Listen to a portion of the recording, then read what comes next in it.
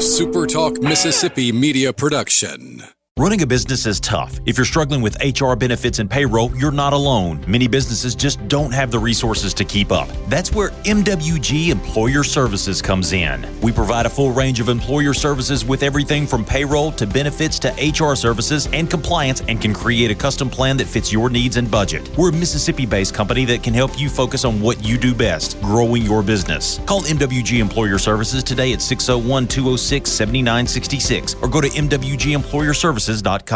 You're listening to Sports Talk Mississippi On Demand, presented by Pearl River Resort. Escape to Choctaw, Mississippi and enjoy world-class gaming, the Dancing Rabbit Golf Club, and Geyser Falls Water Park. Escape to Pearl River Resort.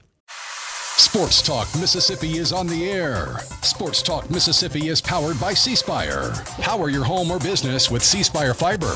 To learn more, visit supertalk.fm/C-Spire. C-Spire Fiber powers SuperTalk Mississippi.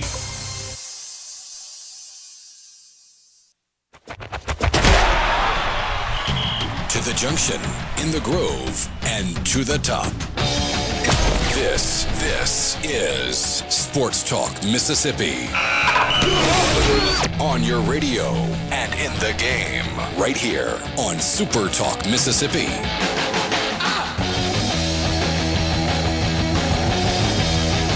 Welcome in, Sports Talk Mississippi on a Thursday. Michael Borkey, Brian Hadad with you, as we always... we tend to be that way anyway. Glad that you guys are with us. You got drama down in Baton Rouge. It almost like it follows the particular people there. Isn't that a movie? It follows. I mean, truly, just I don't understand it. Covering LSU might be, from a journalism perspective, the most fruitful endeavor. Truly, there's content. It's great content. I mean, you got the governor intervening on what is definitely not private equity, even though when he explains it, it's private equity. But you got the governor, all this stuff. They have Kim Mulkey with her, feathered sweaters that she wears on the sidelines. You bring in Will Wade back. You've got Kiffin. Now you've got Jersey drama where Jayden Daniels told LSU via his attorney, do not use my name or image or likeness on anything unless you pay me for it. And it's apparently reportedly centered around a jersey number, but that's being denied now. And you got the player that's wearing number 5, that's dad's going. I mean, it's just, what in the world is happening there? Who knows? We've got a team to get to on the countdown of 100 teams in 100 days, and it's one that you guys are infinitely familiar with. You either love them or you hate them in this state, and there is no in-between. So we will get to that and a whole lot more. Chef Talk Mississippi also coming up here in a little bit. So a busy show. Glad you're with us. We are glad that you are here in the Pearl River Resort studio with us. Pearl River Resort is a place that you can have a great time doing just about anything you enjoy. Do you enjoy eating a great meal? Pearl River Resort. It's going to be like treat yourself. You ready? Do you enjoy playing a round of golf? Pearl River Resort. Do you enjoy heading to the water park with the family? Yes, I do. Pearl River Resort. Do you enjoy live entertainment? Yes, I do. Pearl River Resort. I could keep going, but the answer is always Pearl River Resort. So book your stay now at pearlriverresort.com. C-Spire text line open to you at 601-879-4395. It's right now with C-Spire, it's easier than ever to get all the devices you want in one move with the Ultimate Connect bundle. Right now, new and current customers can get a free phone, watch, and tablet, plus 100 gigs of data for just $90.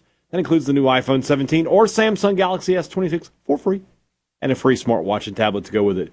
So don't wait, there's more to see. Visit cspire.com or stop by your local C-Spire store today. C-Spire, inspired by you. Happy Football Thursday, Jeff says, and you are not wrong about that. A full slate of games that you Good games can't tonight. watch, except for, I guess, 3 of them. Lions-Bengals coming up tonight. Packers-Steelers on the NFL Network. If you have that, you can watch it. Colts, Patriots, Cardinals, Raiders on whatever ESPN Unlimited is now. Chargers, Texans, and Titans, 49ers on the NFL Network. So we have real live tackle football on our TV tonight. That's exciting. I won't lie, but I want to know if you did any work yesterday. If you did you research the topic that I asked you to research? Did you find out why Stephen Thomas Golding? I didn't ask. I have not asked that. We had question. a long discussion about that on Thunder and Lightning last night, where people were just apparently. Did you know that Pete Taylor from Pete Taylor Park in Hattiesburg? Not a Peter. First name is Celestian. How do you get? What is Pete short for? Because like Trip, if you hear Trip, it's possibly he's the third. Yeah, I don't know the answer to these questions. I don't know, but we got two noteworthy Petes in the state of Mississippi in terms of sports history that are not Peters. So I don't know, man. Learned a lot yesterday. I mean, learned a lot.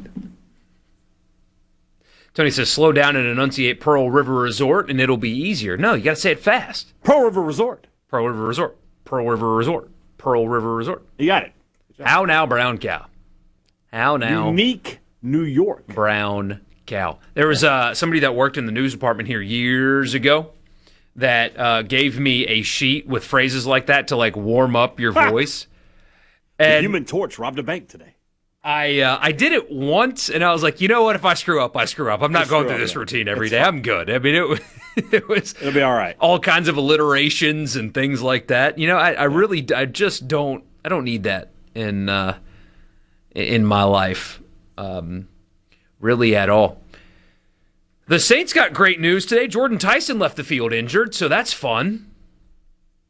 Football's canceled. The PGA Tour playoffs are happening, so that's what we're going to... Nobody gets hurt in golf, really.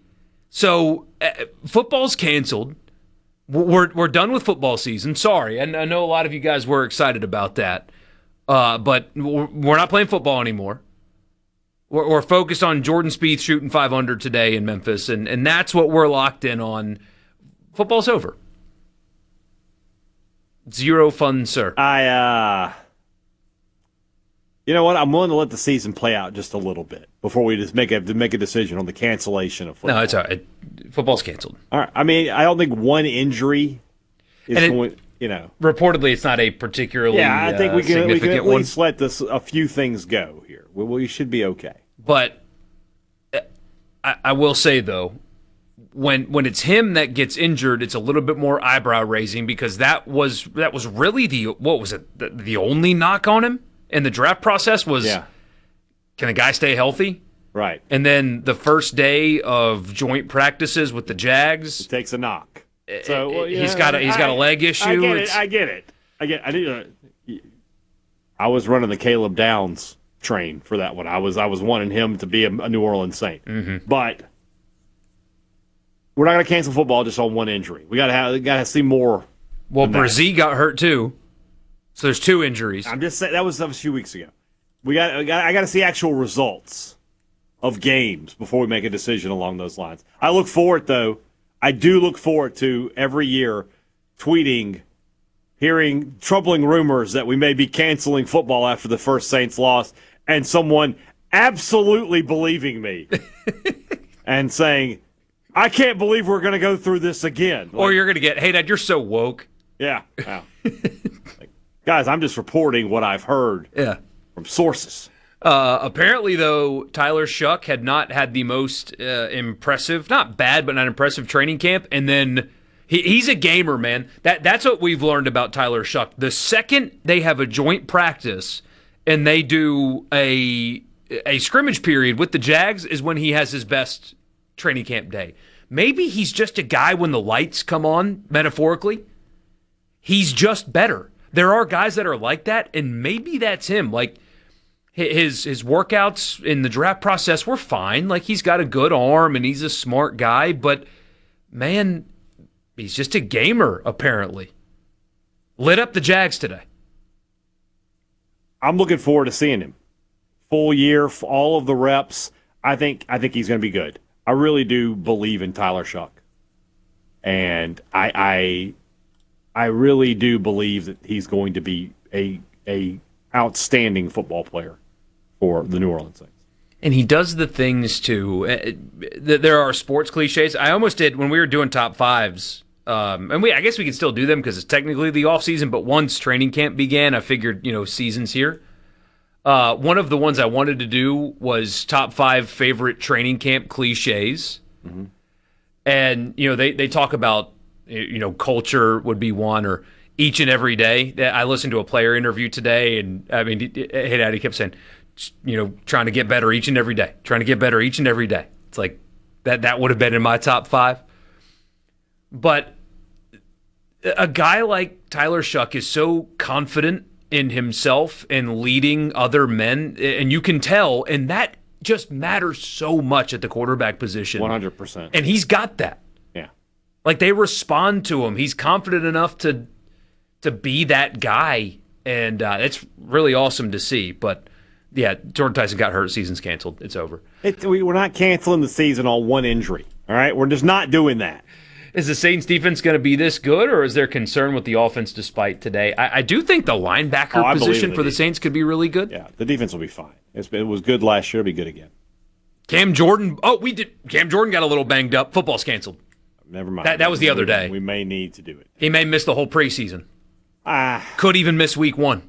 Well, we'll see. We'll see what happens. But, Chase Young, the light bulbs finally come on for him, apparently, and he's just been spectacular. Yeah, there's a lot to like about that team. We'll talk about the LSU drama and stuff, because that's the college football story of the day nationally. After we do Chef Talk Mississippi, we will do that with all of our guests have been awesome. This gentleman owns what I think is the best restaurant in the entire area, and so we'll get to have that conversation when we come back. From the event. Check this out. Sports Talk Mississippi. Super Talk Mississippi.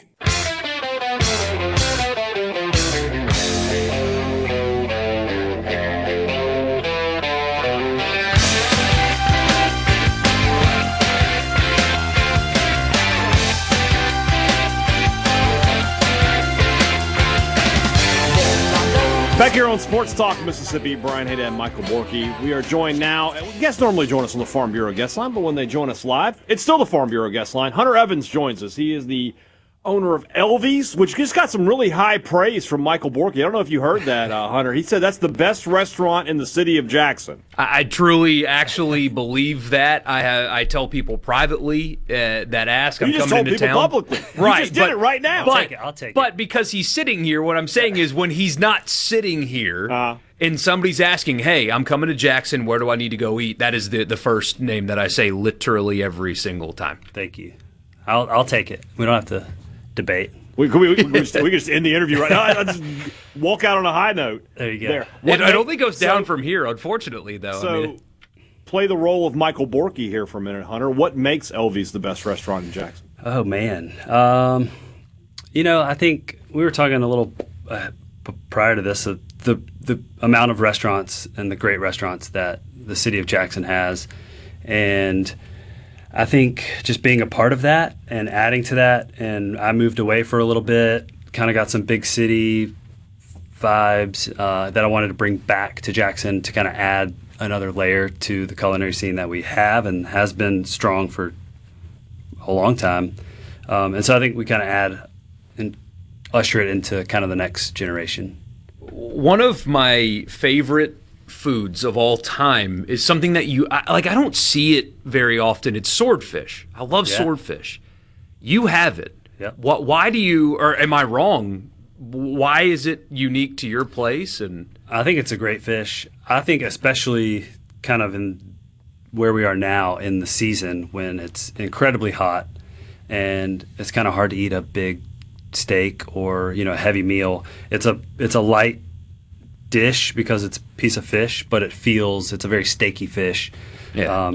I love it on the grill, and especially summertime. I just kind of associate grilling, sitting on the porch, maybe drinking a beer. So I think that fish just lends itself to many techniques. So going back, so I guess you told me earlier, about to be year 7, which is hard to believe that it's been open 7 years already. It still feels new. Yeah. I'll even say a new place in Jackson. It's not a new place anymore. How do you cultivate a menu when you decided to start your restaurant?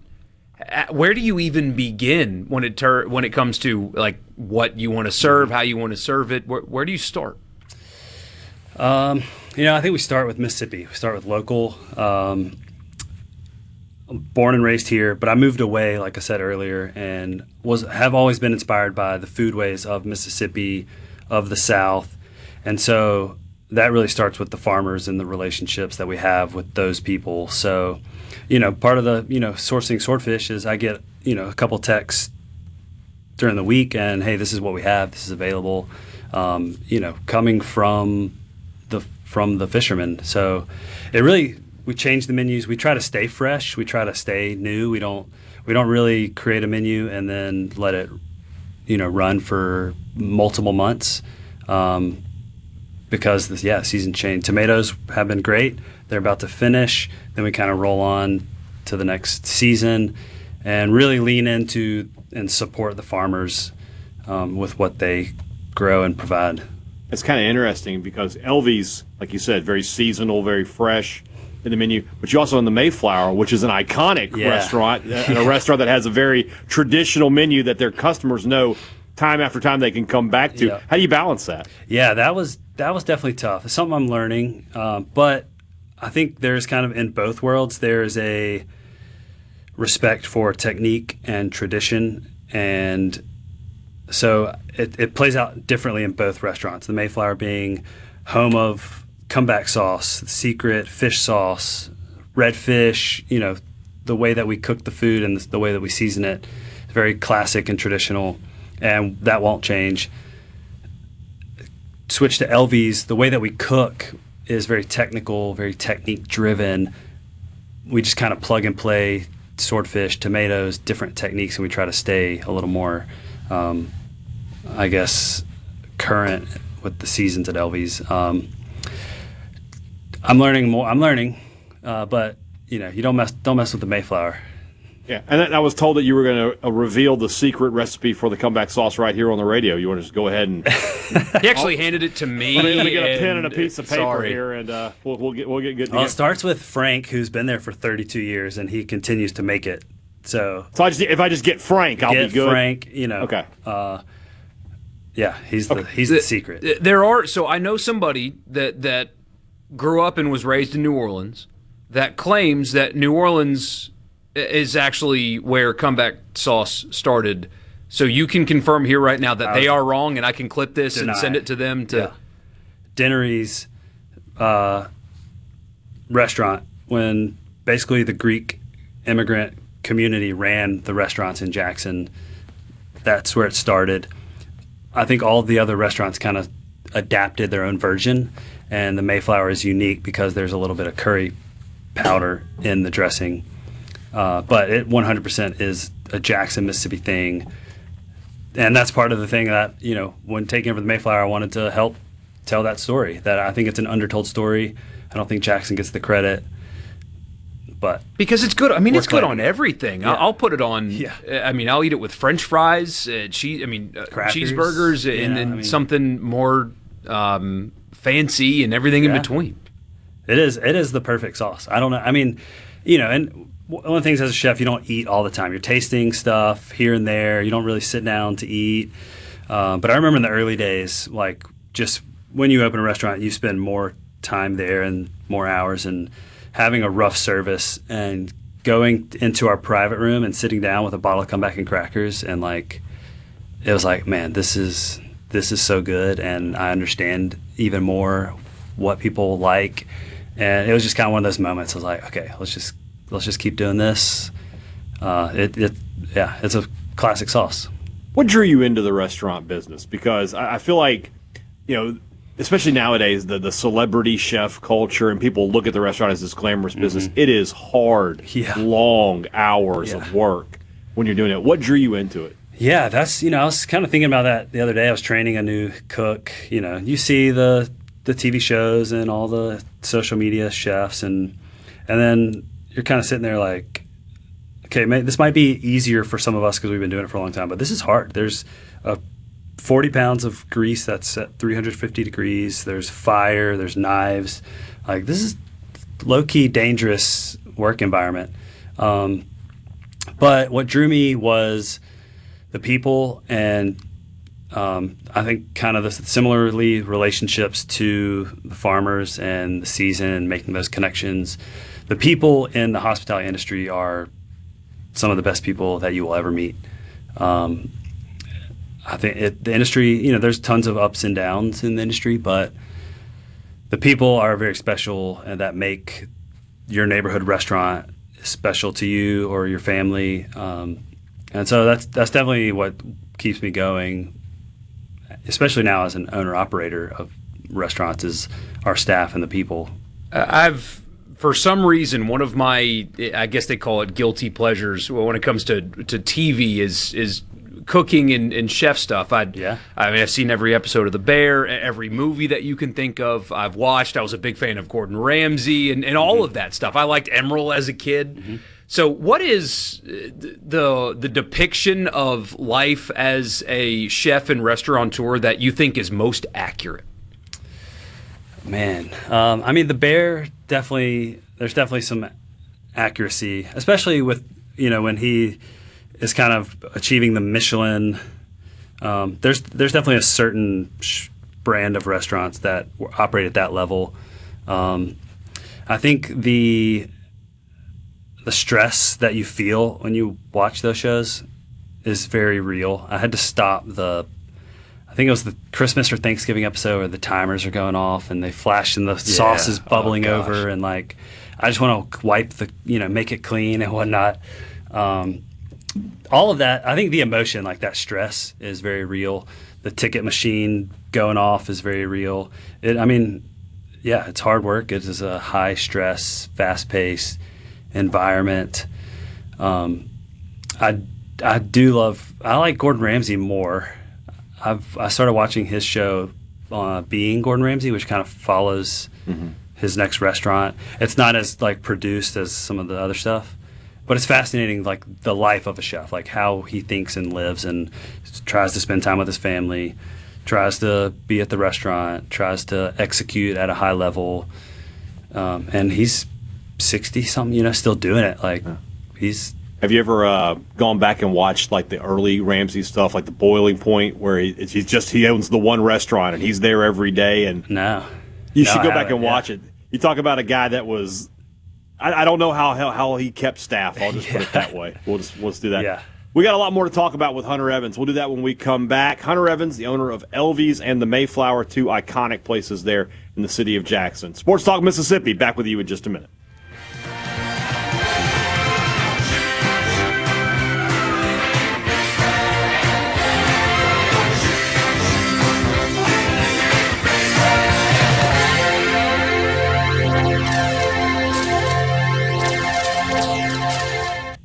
From the Seabrook Paint. You're hearing Sports Talk Mississippi. What? This is so awesome on Super Talk Mississippi.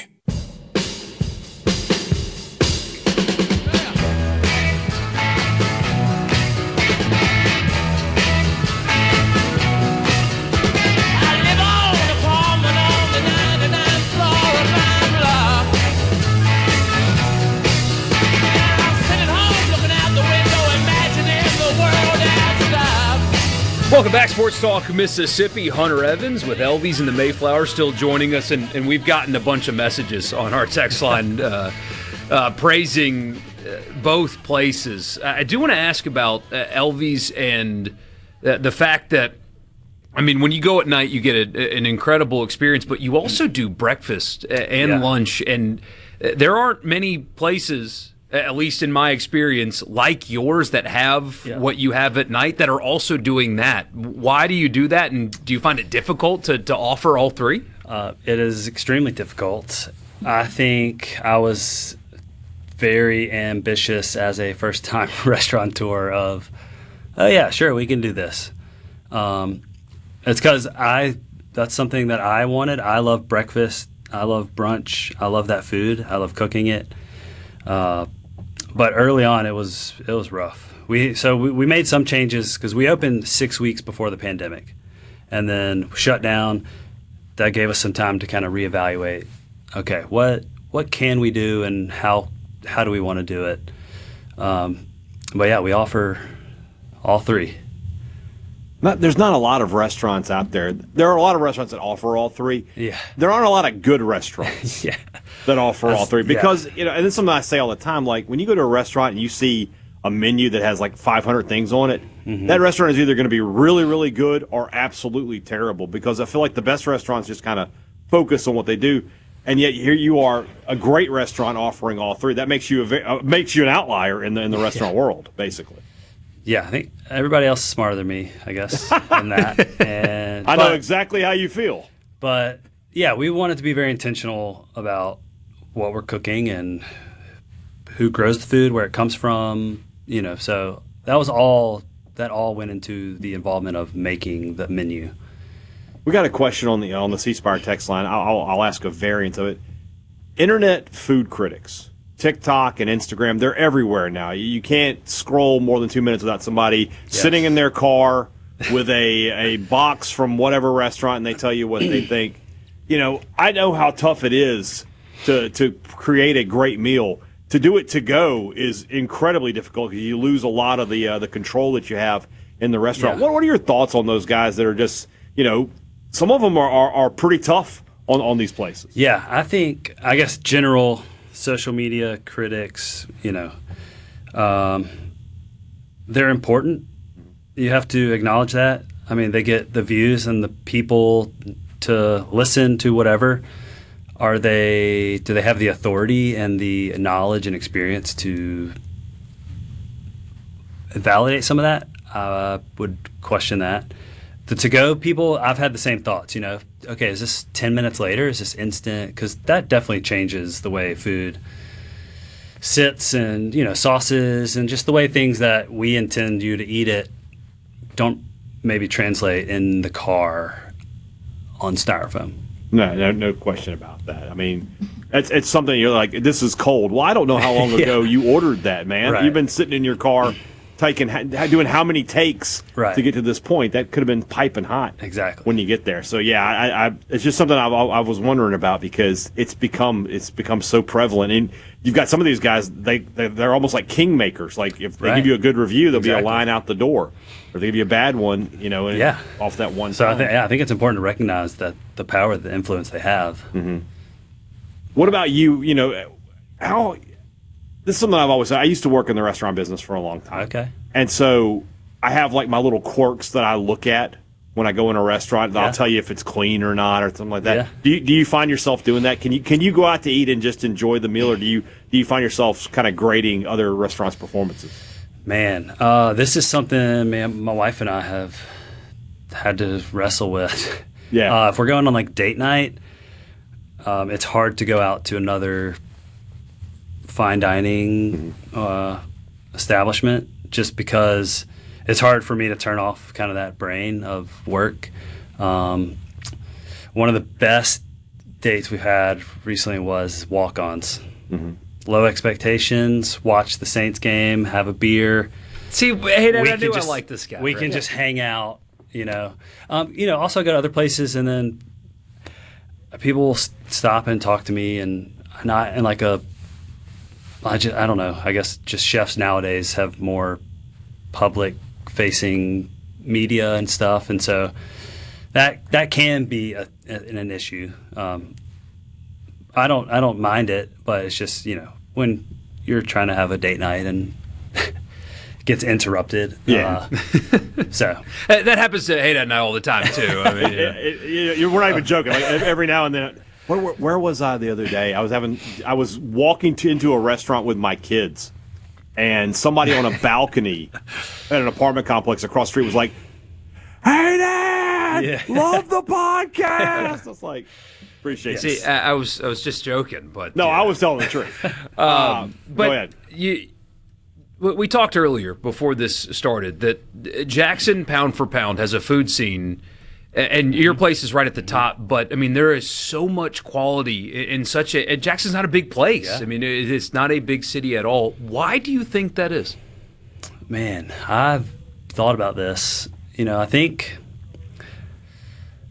from my experience of going other places and then kind of coming back, Jackson has a lot of felt like it had more opportunity.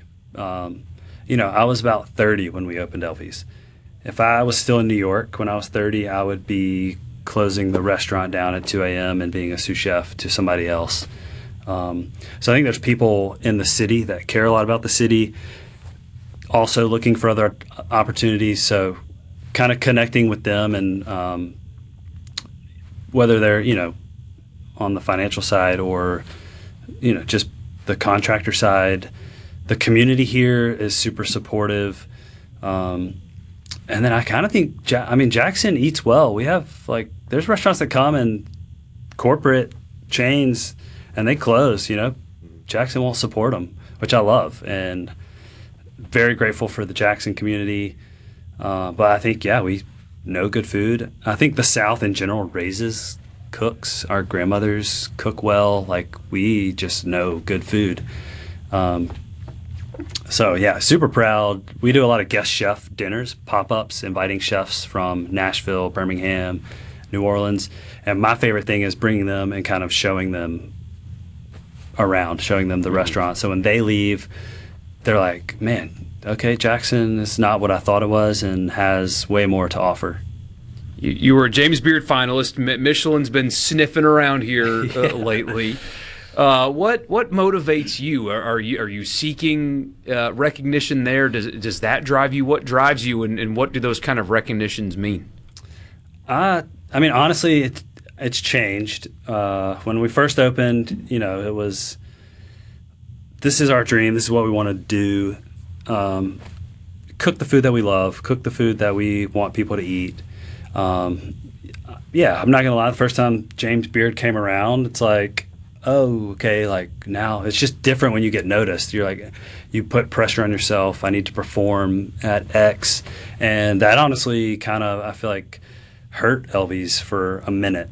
And I kind of had to figure that out of, okay, no, let's keep cooking what we want to. Let's keep focusing on how we want to do things.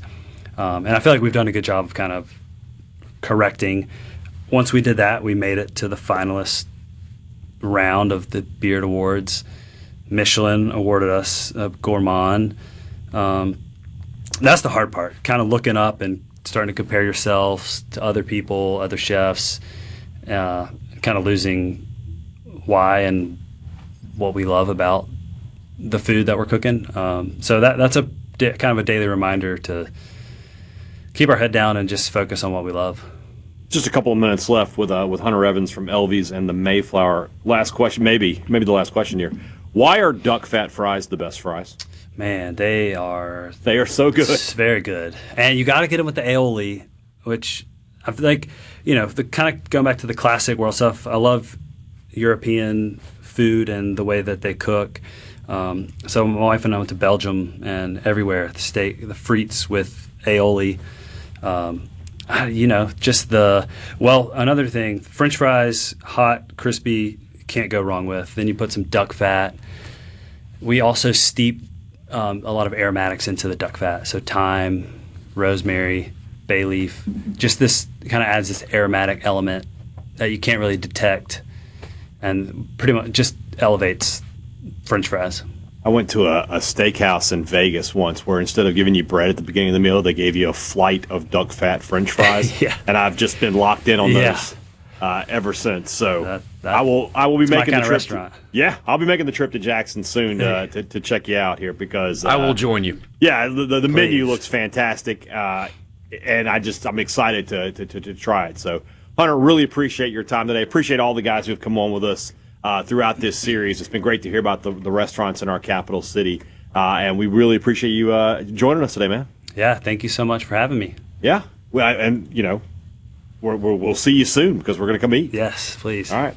When we come back, we'll get back to sports. We got to talk about this LSU thing at some point because it's just silly, and that's the best kind of college football really offseason content that we can have. So, Sports Talk Mississippi on a Thursday. We'll be right back.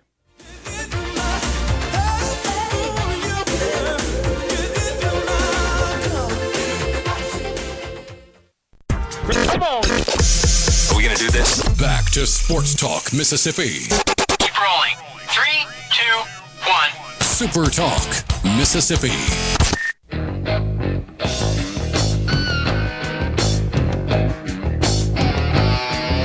Really appreciate that conversation and all of your texts on the text line. That I assume that made him. It looked like it made him feel pretty good to get praise like that. If you want a full list, by the way, of not just the restaurants that we've talked to, but all of the local restaurants here in Jackson, visit jackson.com/restaurants. That's it. They will tell you where to go and what you can expect. And I'm telling you, our capital city. I say that as somebody from not here.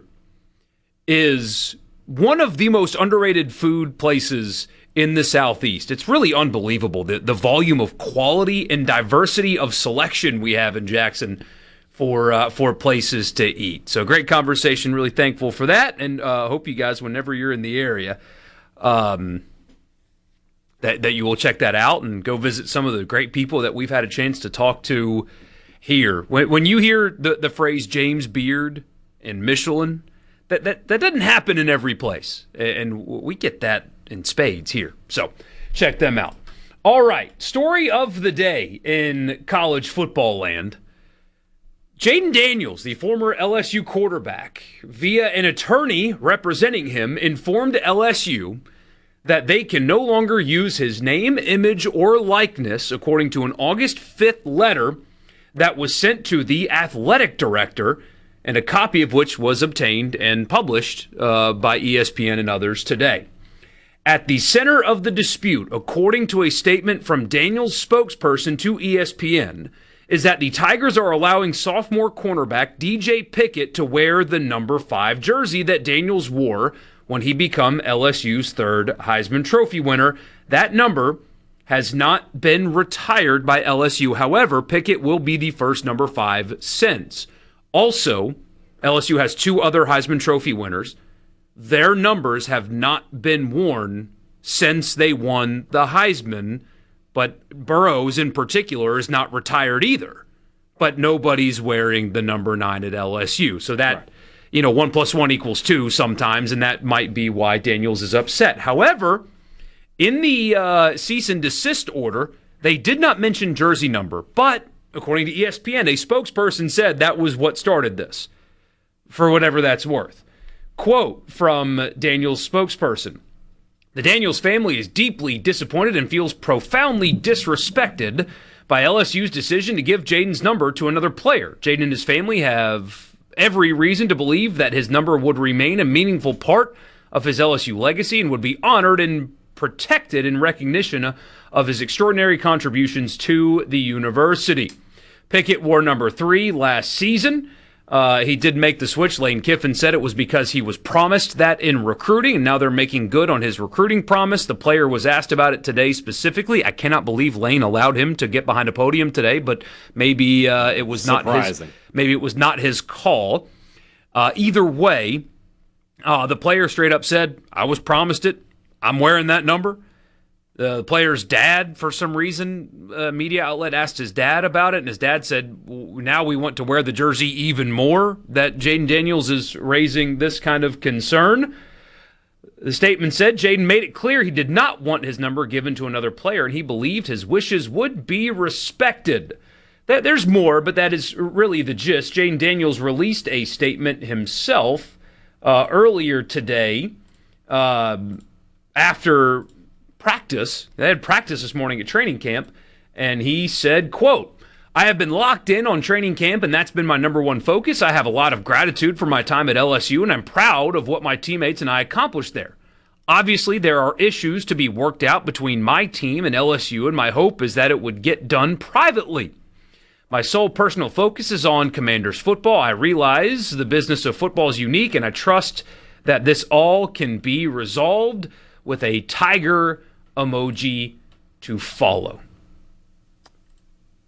So be it. What a weird story. And, in an offseason full of weirdness for LSU, just throw another shrimp on the Barbie, I guess. It's crazy. I mean, I've never seen a person overestimate his. Like, I understand he won the Heisman Trophy, but he didn't win anything at LSU. LSU is a school where they respond to championships, not Heisman trophies. Right? It's great. It's great individual honor, no question about it. But I mean, are you trying to say you're on the same tier with Burrow? Because you aren't. You absolutely are not. So yeah, don't know. And reported by Matt Moscona that he asked to get his LSU's copy of the Heisman Trophy back. Like, they send one to the player and they give one to the university, and he wants the other one back. He's not going to get that. This is just dumb. This is simple. It really is as simple as Pickett wanted this number, and he was probably something like, well, if I can't have 5 here, I'll go somewhere where I can get 5. Sometimes it means that much to him. Sometimes it's something as simple as that. Yeah. And Kiffin was like, well, we're not losing our best defensive player, one of our best defensive players, so he did it. And if it hurts Jayden Daniels' feelings, well, your feelings are just going to be hurt. Yeah, this is really one of the, and we're up against a hard break. We'll have to talk about this after. I mean, you know, I laugh in a way because drama always follows Lane Kiffin around. It just does. But in this case, Jayden, buddy, like, I understand that the other 2 Heisman Trophy winners at LSU, players aren't wearing their jersey, but that wasn't promised to anybody at all. And anyway, we'll get to more of this after the news. Weird deal with an NFL quarterback cease and desisting his college team after the news. Come on, Super Talk Mississippi. Check this out. Are you ready? Yeah! Sports Talk Mississippi.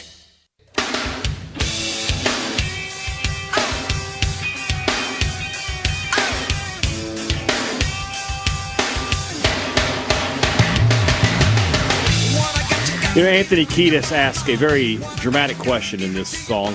Why does everyone have to keep it like the Kaiser? I don't know the answer, but I do know that this is Sports Talk Mississippi. I'm Brian Hadad. He's Michael Borkey. We're in the Pearl River Resort Studios. Pearl River Resort. Don't read his book, by the way.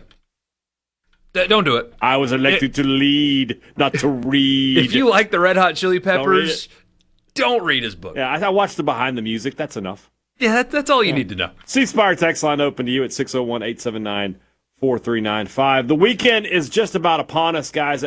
Well, hold on a second. Are you drinking a little Diet Coke there, or are your My hands are just big. That's a full-size Diet Coke. My gosh, you look like Andre the Giant drinking a beer there. That can't be a full 12-ounce can. Can we see that? What does that say? My goodness. Yeah, buddy. Somebody, if you were to slap me, you might give me a concussion. Good Lord, your hands are large. Anyway, well, that means that, you need you've got big hands to get out there and cut the grass this weekend. Guys, if you want to have a lawn that is the envy of whatever neighborhood you live in, be it just a regular old, house lawn, or you got the big, huge tract of land that you got to work, our friends at Ag Up have got the right machine for you. They've got the right machine for your property, and more importantly these days, your budget.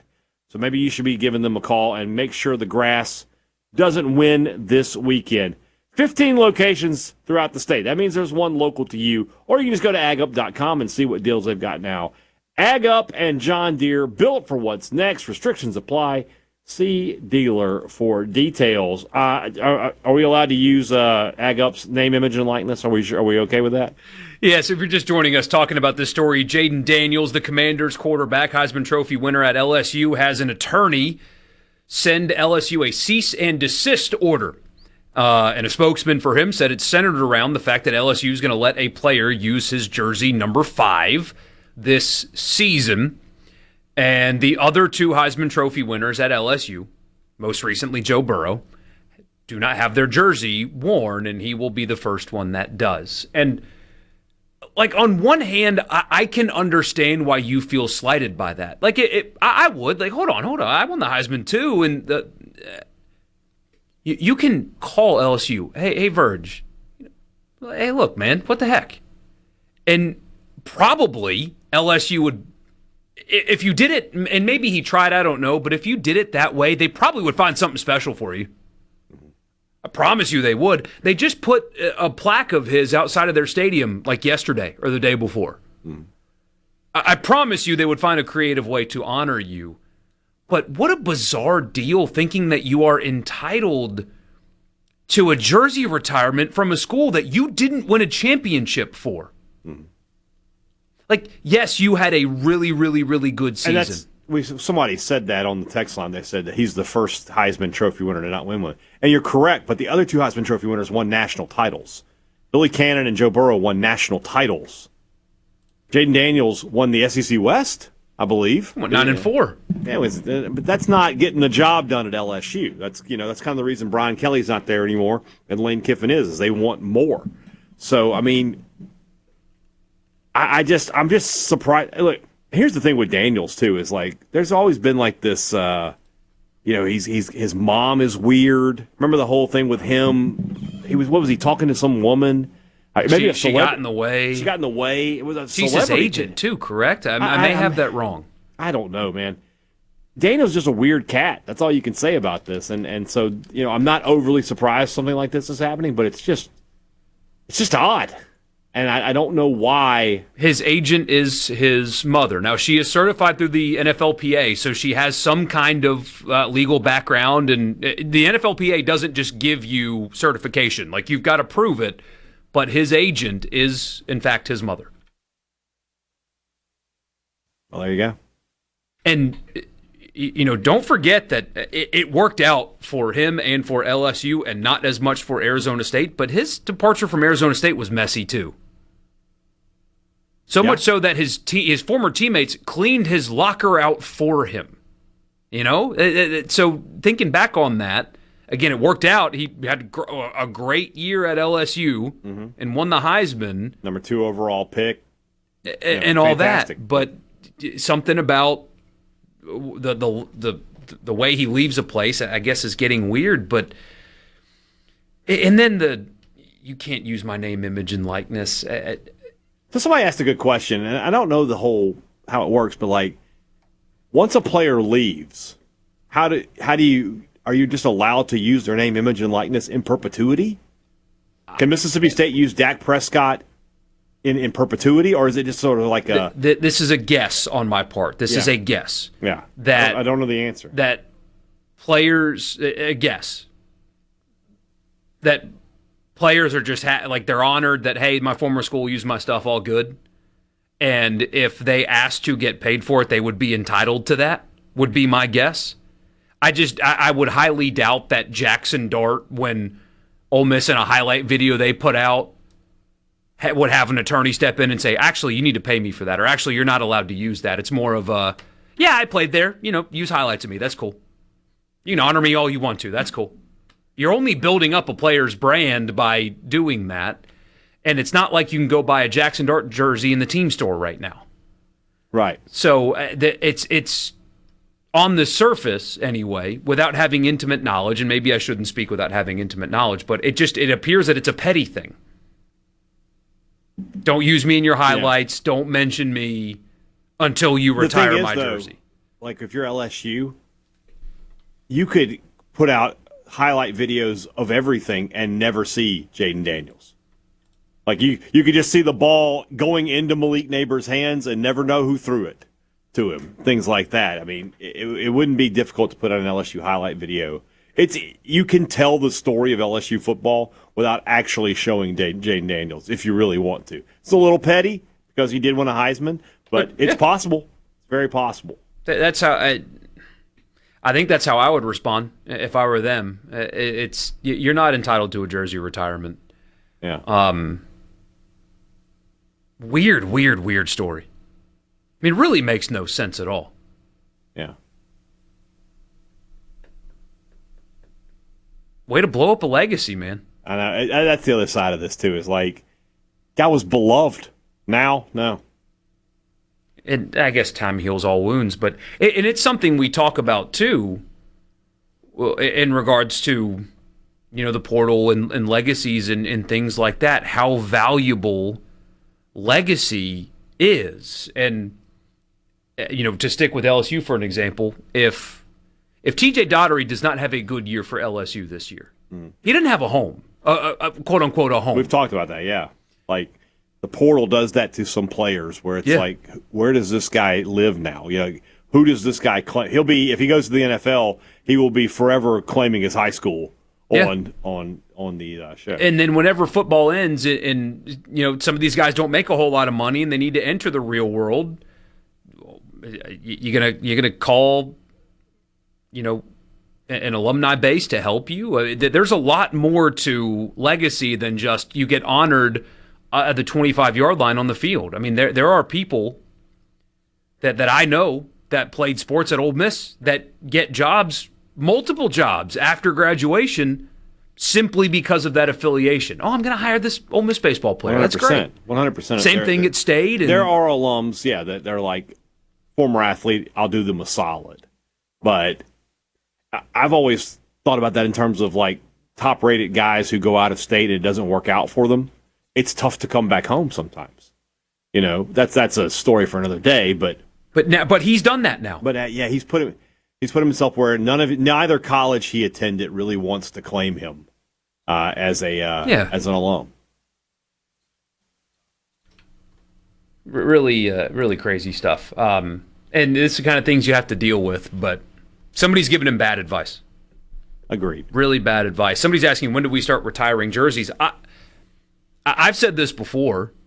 I think that Ole Miss, for example, should stop retiring jerseys because, and same thing at State. How many jerseys are retired at State, Hadad? None. So I wouldn't start. Maybe Dak. Maybe ultimately when Dak retires, because you could go back and do that, yeah. But for a long time, Kiefer McGee's number was not retired, but nobody wore it. I think it started maybe late Mullen. They finally put a 21 back out there. And of course, his was because he had a tragic passing while he was still on the team. It wasn't, not that he wasn't a great player, but there wasn't a number retirement as much. Yeah. But there is no number at Mississippi State that's retired. And I would keep Ole Miss it that did way. That, right? Didn't they retire 10? 10, 38 is not retired, but obviously special. It's honored, yeah. 74 also. Ben Williams? Mm-hmm. I believe he got his jersey retired. Is 18 not retired? Is Archie's number not retired?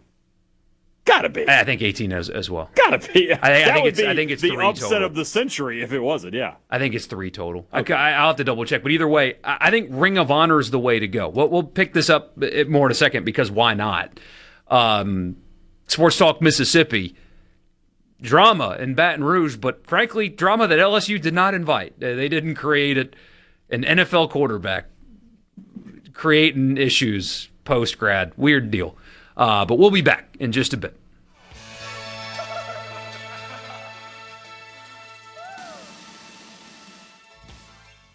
From the Venom. Let the broadcasting of the disturbed continue. Sports Talk Mississippi. Super Talk Mississippi.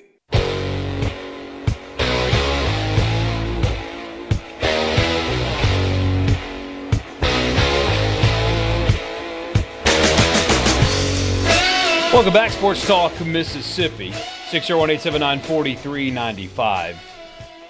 So jersey retirement is an interesting conversation. I'd said this on the podcast, hey, Dad. I think you might agree with a lot of it. You look at the Ole Miss press box, the home side press box, and all it says on the whole thing is the painted on like the old school. They did a throwback, essentially. Home of the Ole Miss Rebels is all it says. Yeah, I know, yeah.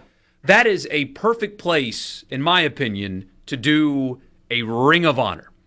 Ring of Honors are so much better than jersey retirements. And look, Eli Manning, he won 2 Super Bowls, was the MVP in both. Great. Ben Williams, they earned their jersey retirements. But there are so many players throughout the history of especially a college program, that deserve permanent recognition that you can't retire all of their jerseys. Right. And so I'm thinking of a guy like an A.J. Brown. You can't retire jersey number 1. Patrick Willis. You can't retire all of these jerseys. Right. But those guys, Deuce McAllister, yeah, they belong permanently memorialized in your stadium. Yes. I would use that space for a Ring of Honor. I'm surprised that Ole Miss doesn't have one of those, considering they have a lot of All-Americans, great players. State has one. State has a Ring of Honor that they do, and they add players to it. every year. So that is surprising that there is not one. Especially coming at a time where, I think you talked about it on the podcast, where Ole Miss is commissioning an Archie Manning statue to have out in front of the stadium there. Why would you not have his name in the stadium as well? I think it's up there as like amongst the All-Americans or something, but yeah, there should be something like that. Permanent memorialization without and taking jerseys off the field. Gives you the opportunity to bring those players back to campus. They get a nice round of applause. Everybody's happy to see Patrick Willis. Everybody's happy to see whoever you want to put up there, A.J. Brown, whoever, So SuperTalk should retire Richard Cross's microphone. Well, he's still doing it. He's still working, yeah. He's still part of the team. They should just do it anyway. No, it wouldn't be a microphone. Hey, that'd be a pocket square. A framed pocket square. Yeah. Hey, part of me wants to frame a pocket square and hang it up in the studio and see how long it takes until somebody notices. Yeah. That would be funny, actually. Speaking of Richard, guy named Richard in Oxford. Actually, is this isn't our Richard, though. This is another Richard in Oxford, isn't it? Or is this our Richard? That is our Richard in Oxford. This is our Richard, but we the man we were talking about right now, that's him. Okay. Because this is a great point, though. Isn't this a pretty slippery slope? Is every picture or video that was taken of a player during his time at School X subject to NIL payment in perpetuity? Retire Richard's PTO request form.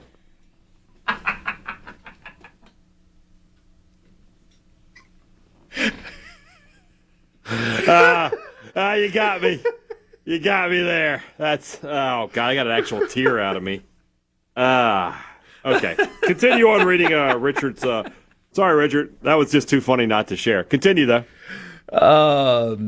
But he's exactly right. The school contract with photographers or have staff photographers who take pictures for institutional use. Does Ole Miss owe A.J. Brown money every time a picture that Josh McCoy took is used? ESPN re-airs old games. Does Vince Young get a check every time they replay the Rose Bowl win against Southern Cal? Some of this has to be public domain. Exactly. That's what makes it so goofy. And like, if you're any one of these players, why would you want to go through all of this? That's what doesn't make sense to me. There can't be that much value to Jayden Daniels. I think that's a petty thing. So let's use the A.J. Brown example. There can't be that much money in it for an A.J. Brown in terms of what Ole Miss is using anymore. Because again, you can't go buy an A.J. Brown jersey from the team store. Or maybe you can. I don't know. But those sales are not particularly high. And Patriots A.J. Brown jerseys getting bought by everybody. But old school jerseys don't sell much. So how often is... Richard is in the Belk Ford Ring of Honor.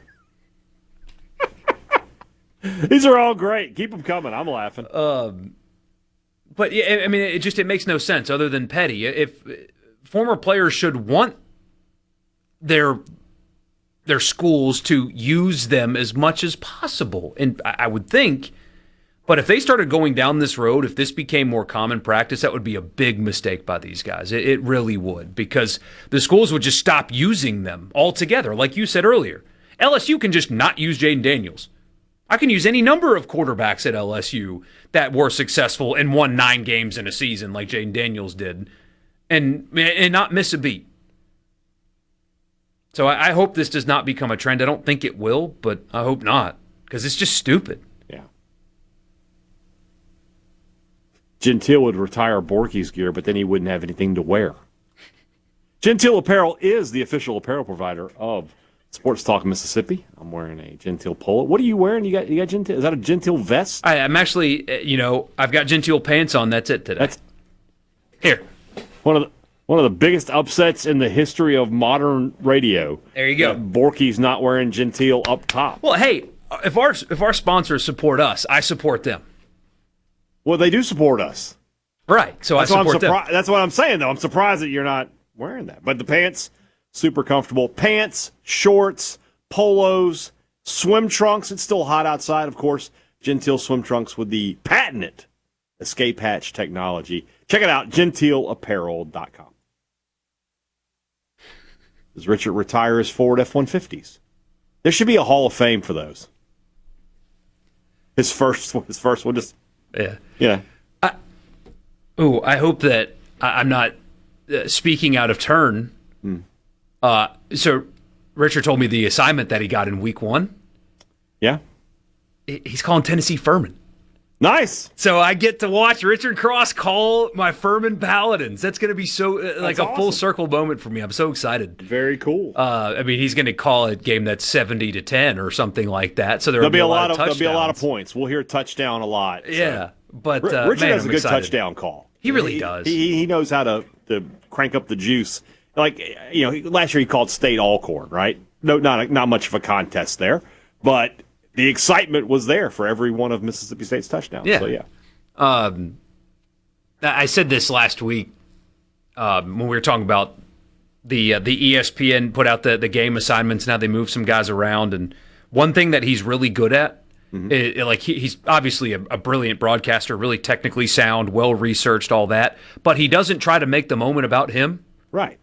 Like Joe Tessitore, I like Tess, but sometimes it's like, dude, it's the first quarter. All right, it's like he's trying to make the game a Joe Tessitore game. Yeah, exactly. And not call the game. Gus Johnson, who I like, but he makes the game about him. And one thing, every time I've listened to Richard call a game, he calls the game and gives it appropriate energy and all that, but doesn't make it about him. And it's really good. He's really good at it.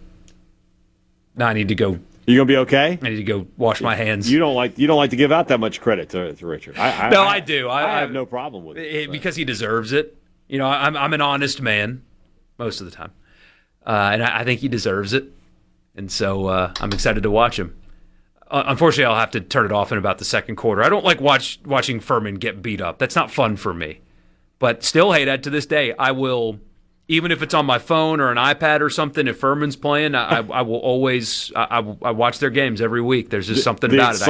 The excitement was there because he's obviously an undercover Bulldog. Richard Cross on a Mississippi State call.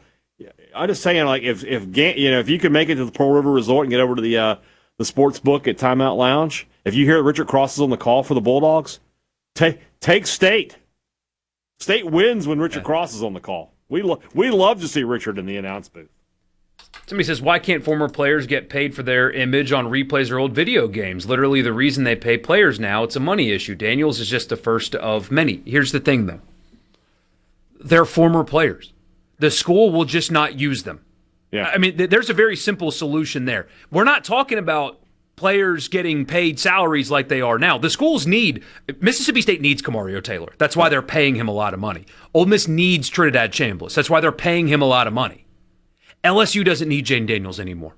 He's out of eligibility. He's playing in the NFL. They can absolutely just stop showing pictures of everything. Yep. It'd be interesting because they, Heisman Trophy winner. But if they got to take him out of the record book, even they'll do it, and it won't affect them at all. No, not even a little bit. No. So it's a gross miscalculation. The schools just won't use former players that try to sue them anymore. Exactly. And, I mean, yes, I just said Mississippi State needs Camario, Ole Miss needs Trinidad, but the fans care a lot more about the school than any individual player. So they're okay if they don't see Jayden Daniels on highlight videos anymore. Exactly. They're fine. They absolutely care. As long as LSU goes and plays on the field on Saturday, they're good.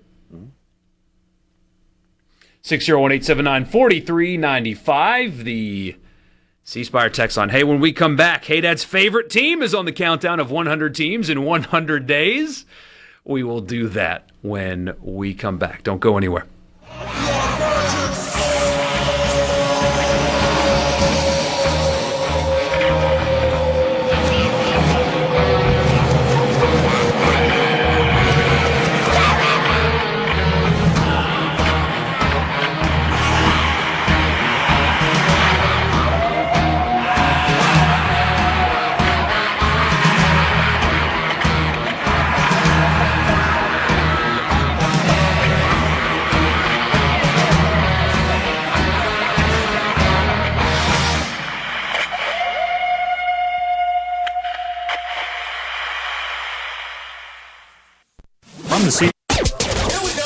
Sports Talk Mississippi.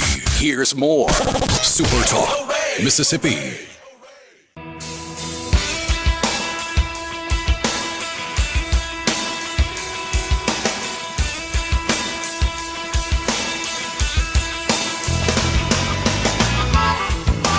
Welcome back, Sports Talk Mississippi. So, by the way, Saturday, when we get to Saturday,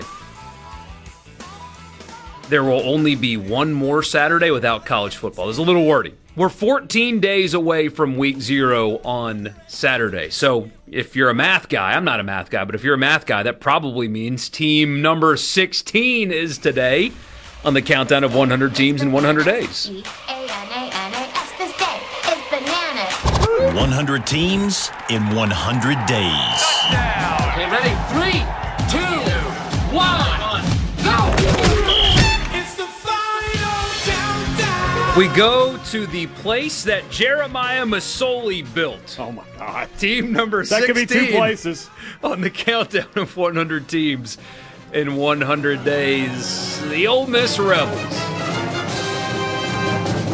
Surprised they're this slow. The FBI was weird this year. Arkansas was like Way high. Yeah, whatever. Yes, Ole Miss, team number 16. As you guys know, they play in Vaught-Hemingway Stadium, which on Tuesday we're going to get a chance to visit with Keith Carter. They are expecting, or we have been expecting them to release some renderings on a stadium project that is going to get underway soon. We will get an update on that. At the present, it holds 64,038. At least that's the number of seats. The record capacity was broken this year up north of 67,000 in a stadium that used to be known as being quiet and uninspiring. I will give Ole Miss fans credit. With the wins came a changed, what I call fan behavior, because it's not just them getting excited about good plays. I mean, back when I was in school, you didn't have fans on their feet making noise on first and second down in the first quarter. It was like third down, they'd finally, okay, I guess I got to get up now. That has changed. So it's a much more difficult place to play now than it was 15 years ago, for sure. Pete Golding, the head coach, we'll talk about that more in a second. You guys know what happened last season. We don't really need to tell you that much. They made the college football playoff semifinal with a record of 13-2. They opened with a dominating win over Georgia State. They went to Kentucky.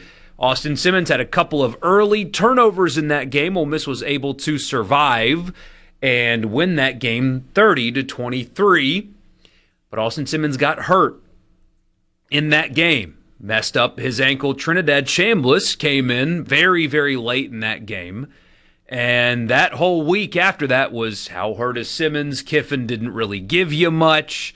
Trinidad Chambliss starts against Arkansas in week 3, and he was basically perfect, and he had to be, because Ole Miss was on the ropes that night at home against Arkansas, and they ended up winning that game. Then they beat Tulane badly. Then they beat LSU, had an off week, really struggled with Washington State. It was weird game, that was. One of the ugliest performances in a win that stadium has seen in a while, to be honest with you. But they got it done. And then they went to Athens. You can understand trap games, look ahead, all that. And they scored on their first 5 possessions in Athens and then had a really bad fourth quarter offensively. It looked like the pressure in the moment kind of got to Trinidad there in the fourth quarter. Couldn't get any stops defensively, and they lost 43-35, despite having a lead for the first 3 quarters in that game. Turnaround, though, went to Norman, and we're in a very similar spot. Trinidad was exceptional in the fourth quarter of that game. Ole Miss played much better defensively in that game, and they got a huge win. And that is when the playoff discussion really ramped up for Ole Miss. Going into the Georgia game, that was most certainly a topic of conversation, don't get me wrong. But after Oklahoma, it became, this team's going to make the playoff as long as they don't stumble. And stumble they did not. They beat South Carolina. Kewan Lacey was awesome in that game in particular. They beat the Citadel. They beat Florida, which was one of the strangest lead-ups to a game that you can remember. Florida was hot on the Kiffin Trail. He was tweeting at the governor of Florida during pregame warm-ups. It was a bizarre deal. And then they beat Florida, and that's when the family was very publicly flown around the country to visit other SEC schools that were trying to hire him. There was a missed team meeting in there, and it really got weird And then they played the Egg Bowl, where Marty Smith was on the sidelines and in and out of every commercial break. Hey, Marty, do you have an update on the Kiffin saga? And, of course, he did not. They put him in a horrible spot for that game because he couldn't say anything, but he had to say something, and they made the game not about the game. And frankly, I thought ESPN did a horrendous job throughout that game because they made that game about Lane leaving and not about the game. It was really poorly done. But anyway, Ole Miss wins that game as well. Lane Kiffin leaves, was not allowed to coach the playoff in a decision that was absolutely the correct one, despite what the idiots on College Game Day said about it. They beat Tulane soundly. Then they go to the Sugar Bowl, and they punch Georgia first, a couple of long field goals. Georgia punches back. Kewan Lacey fumbles. Georgia picks it up and returns it for a touchdown, and you thought, here's the end of the road. Now it's about to get really, really weird. But then Ole Miss started getting stops in the second half. Trinidad Chambliss did things in that game that were just spectacular, and Ole Miss beats Georgia in the Sugar Bowl. They go to the semifinal in the Fiesta Bowl. Miami better than Ole Miss up front, really on both lines of scrimmage. Ole Miss had a ball in the air in the end zone, though, to possibly win that game. It wasn't a Hail Mary. It was more of just like a long pass as time was expiring. Tried to get a PI call, could not get a PI call. Kewan Lacey got hurt early in that game after a long touchdown run, pulled his hamstring. Weird night, Carson Beck the hero, but Ole Miss came up just short against Miami. Could not punch their ticket to the national championship, lost by 4 in that game. After that, we already knew that Pete Golding was getting the job, but then the portal opened, and there was all kinds of conversation about how the whole team's going to follow Lane to Baton Rouge, and the whole team did not follow Lane to Baton Rouge. Only 4 players went with him, 2 of which signed revenue-sharing deals. You guys know that story as well. Just one of the more bizarre off seasons, possibly in the history of the sport, when you consider how good the team was. Coach left for an intra-conference rival, tried to take players with him. Just a mess. In steps Pete Golding. Pete Golding, obviously the defensive coordinator at Ole Miss. He's from Hammond, Louisiana originally, but played at Delta State. That is also where he got his coaching career started. He rejoined Delta State in 2010 as the defensive coordinator. Then he went to Southeastern Louisiana. Then he went to Southern Miss as a DB coach for a couple of seasons. Then he went to UTSA for 2 seasons as the defensive coordinator. Then Nick Saban hired him. From 2018 to 2022, he finds his way back to Mississippi as the defensive coordinator at Ole Miss, and now he is the head coach. And to his credit and to his staff's credit, they were able to keep the overwhelming majority of players that they wanted to keep this offseason. And now they've got a no-excuses roster. Open with Louisville Sunday, September 6th, and week 1 in Nashville. It's a tough game. Louisville's going to be ranked to start the season, I believe, in the AP, and they will be tested. Then it will be time to focus on LSU. With all due respect to the 49ers of Charlotte, after the Louisville game, all eyes are going to be on LSU in week 3. After that game, they go to Florida, have an off week, go to Vanderbilt, host Missouri in the Austin Simmons, Caden Lee return game. Then they go play Arch Manning in Texas in Austin. They host Auburn in Georgia. Before going to Oklahoma, they host Wofford. You know that mascot. Terriers. The Terriers of Wofford.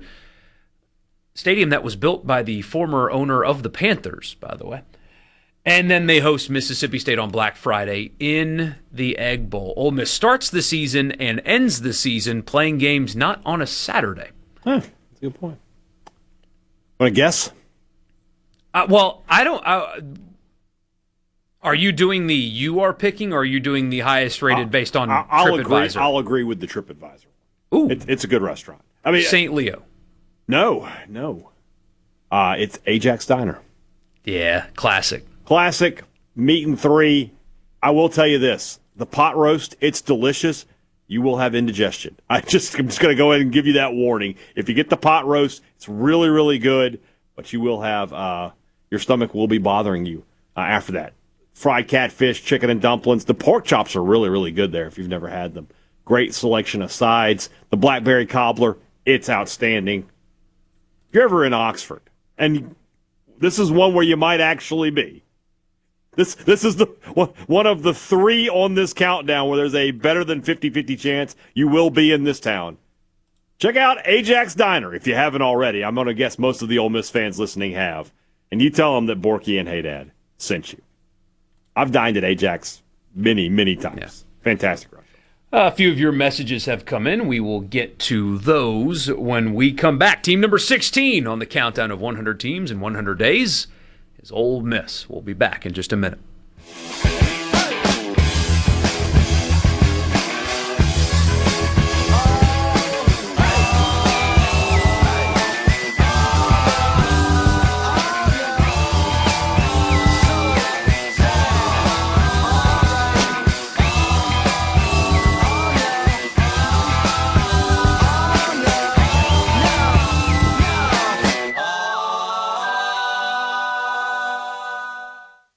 From the Venable Glass. Here comes more Sports Talk Mississippi You ready, guys? on SuperTalk Mississippi.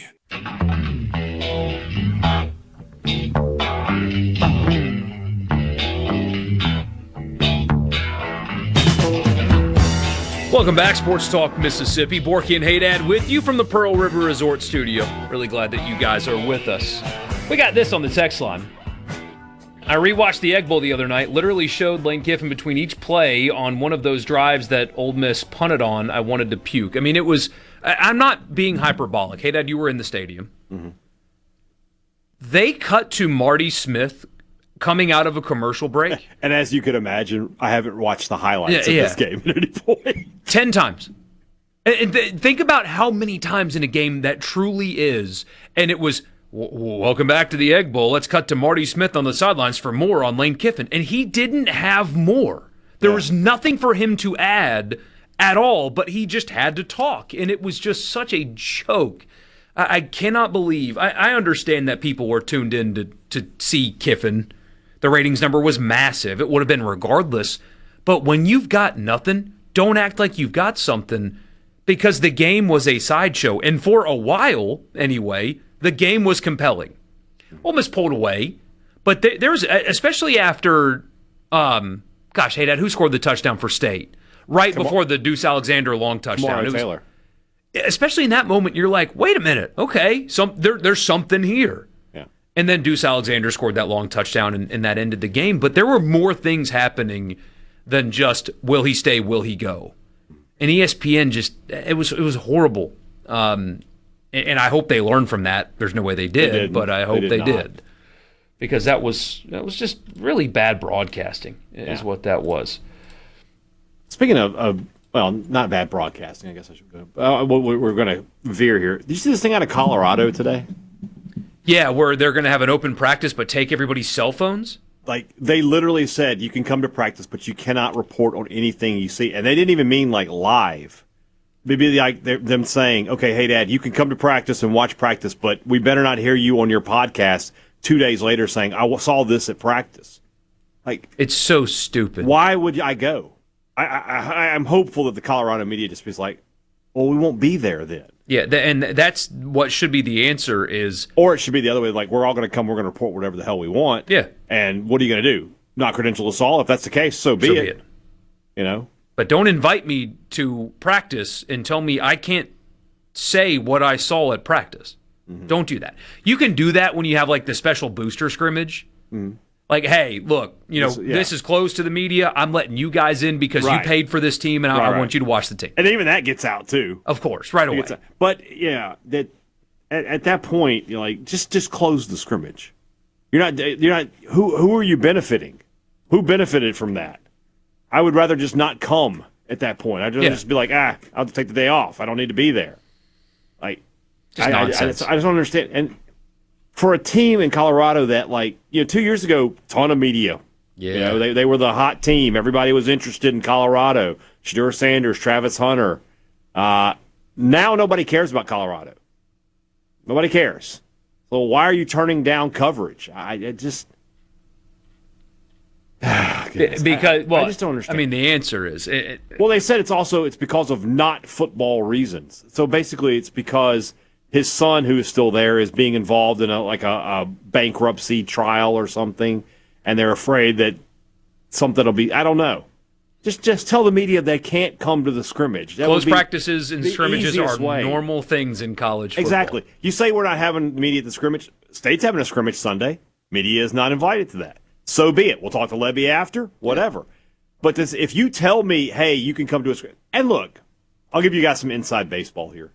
Let's say we're at a scrimmage, right, and a player gets injured.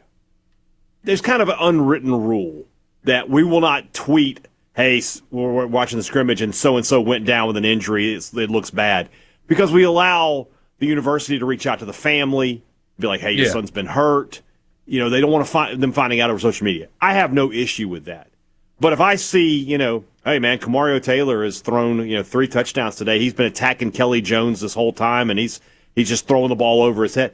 I'm going to report that if I've been invited to the scrimmage. So I just don't get the whole concept, behind it. And I do think now you have to get to this place via collective bargaining. But now that they're pros, I sympathize less with if they get hurt, you're doing the right thing. Right. But down the road, I want it to look just like the NFL. Right. The Saints and the Jags practiced against each other today. Nick Underhill already has Tyler Shuck's pass chart out that you can see every throw he made. The other side of that, too, is these guys are getting paid. So, the people who are paying them deserve to have information about them. Yep. 100%. Mm-hmm. And that'll come with time. I mean, I say it too much probably, but I think that you, the fans that buy, not only, pay the salaries, but you buy the tickets and all that. I think you, not me, you deserve the right to go, not every single practice, not every scrimmage, but you deserve the right to go see your team practice. I think that privilege should be afforded to you if you are paying for that operation. If the NFL can do it, so can college, but we're not there yet. Maybe we'll never get there, but I remember being a college student, going to some open practices and thinking that it was the coolest thing. Yeah. Anyway, Sports Talk Mississippi. I have a question that I was thinking about earlier today. It might turn up some interesting answers. We'll do that for the college football fix after the news. Sports Talk Mississippi. Don't go anywhere.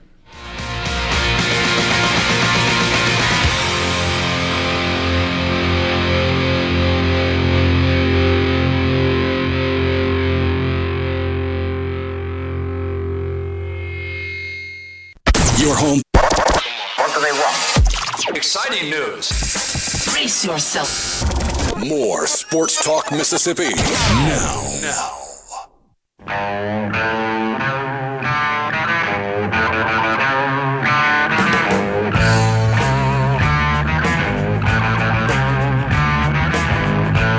Hour number 3, Sports Talk Mississippi. Michael Borkey, Brian Hadad with you. Really glad that you guys are with us wherever you are. Whether it be in one of our 82 counties in the great state of Mississippi, we reach every single one of them on one of our 12 radio stations. Online at supertalk.fm, on the SuperTalk app, on SuperTalk TV. You can watch us as well, or wherever you get your podcasts. We are everywhere all the time, and we're happy that you are here. I've got a question. I think this might turn some interesting answers for Mississippi State and for Ole Miss this season. We will do that right now for the Hopefully This Works college football fix, and it does. It worked yesterday. I was testing it earlier and it wasn't. I was making sure and wasn't pretty, so it worked out. Speaking of tests, why don't we taking a test drive at your local Mississippi Ford dealers? That's who brings you the college football fix, and that's who brings you the best-selling truck in America, the Ford F-150. No need to waste time. If you're looking for a new truck, visit your local Mississippi Ford dealers today. Thank you for your attention to this matter. All right. What backup at Mississippi State and Ole Miss do you think, true backup, by the way, like a guy that's not a starter, a true backup that you think will have the biggest impact on these teams this year? So let's start in Starkville, Hadad. What non-starter do you think will have the biggest impact for Mississippi State this year? Such a tough question. Isn't it, though? Because, you're so focused on those first 22. And so it almost has to be like a running back or a wide receiver, right? Like how much impact can a backup defensive lineman really have? Because, if a backup defensive lineman starts having a big impact, chances are by week 2 or 3, he's a starting defensive lineman, something like that. But, running backs and receivers are going to play. So I don't know if it's a little bit of a cop-out. We've been seeing these top 10 quarterback rankings that say Alabama quarterback. Can I say Mississippi State second running back? Can I go there? Is it going to be Colin Wilson? Does Xavier Gayton hold on to that job? He got the opportunity last year, but he did not really run with it, no pun intended. Is it going to be one of the true freshmen? Could it be J.J. Hill or Cooper Crosby? I don't know the answer. I know this, and I asked Lebby about this in the interview we played on Tuesday. If you look at his coaching career, he has been a running back by committee guy every year. Only once in his coaching career has a running back gotten over 200 carries in one season. The 2 years he was at Ole Miss, it was all chopped up between Ely and Connor and Parrish and Corral. When he was at Central Florida, the 1 year he was the offensive coordinator, they had 5 different guys with 80 or more carries. State's got to find somebody to complement Fluff Bothwell. He's not going to just get 25, 30 carries a game. So pick your poison, pick the guy you think is going to get that job. The answer to me is whoever State's RB2 is the backup that has the biggest impact. That's a really good place to start. And so I was thinking along the same lines offensively. A guy like Mekhi Frazier, the Michigan State transfer running back, and we won't play every single player interview. I kind of regret that we're not playing his because he was interesting today. He's a guy, he was a starter at Michigan State last year and could have gone somewhere and transferred. I think he's a true junior. And been guaranteed a starting spot. Maybe not in the SEC, but he could have gone somewhere to be a starter, guaranteed, and he chose to go to Ole Miss knowing Keywan Lacey existed. And his answer was basically, like, I can learn from him. Yeah, I got eligibility. I can learn from a guy like that. I'm perfectly happy being his backup because imagine the things I'll get to take away from that. It's pretty profound stuff in an era where it's all about me all the time and let me go be a starter somewhere. He chose not to, and I think he's going to have an impact on this team. I think they're going to use him. We've talked many times. John David Baker said as much about, Keywan Lacey's carries. They're going to be fewer than they were last season.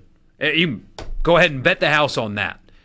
But Baker did say that his touches might be the same, but his carries are going to be reduced. Well, somebody's got to fill those numbers, and I think Frazier's the best option for that. He's experienced, obviously played Big Ten football, more of a physical back, bit of a bruiser. He's like 5'11", 230 or 227 or something like that, so he's big running back. Doesn't have the shiftiness or top-end speed that Lacey does, but apparently he's going to be useful. So I would expect him to get some carries in meaningful positions. The combination of Horatio Fields or Darrell Gill, I don't know which one's actually going to start games, but I think both of them at wide receiver are going to have an impact. So whichever one doesn't start would be a good selection. Also, Landon Barnes, the freshman defensive end, actually out of Baton Rouge, if you can believe it. That's somebody to keep an eye on that might factor into the defensive end rotation earlier than you would think a true freshman could, especially with a guy like Cam Franklin, Blake Purchase, Maldonado. Those kind of guys. Wouldn't be surprised if you see him get a lot of playing time despite being a true freshman on a relatively deep defensive line. So those are the three that came to my mind. Well, I guess cop-out. Those are the four that came to my mind. Yeah. When I posed this question. Somebody on the C Spire text line says a linebacker or DB in Arnett schemes. How soon we forget that under Zach Arnett, not a ton of rotation. You might remember 2022, 2023, Borkey. I said it all the time. I was like, they do not get the young guys a lot of playing time. When Jet Johnson and Mookie Watson, hey, I understand why they kept them out there.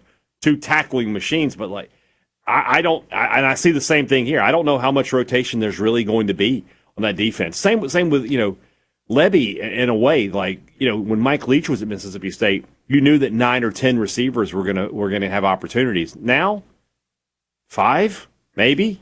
Evans, Johnson, Ragens, McGee, Aiden Williams. I'd be surprised if anybody beyond that group of wide receivers has double-digit catches. There's just not a ton of rotation. That's something that's, Cole Kubelik talked about that. Like, you got 2 coaches that love to play super aggressive. There's not going to be a lot of time of possession. There's not going to be a lot of, hey, like, we need to get a break for the offense and the defense here. And, the 2 coaches that don't rotate a whole ton. So how much depth do they really have?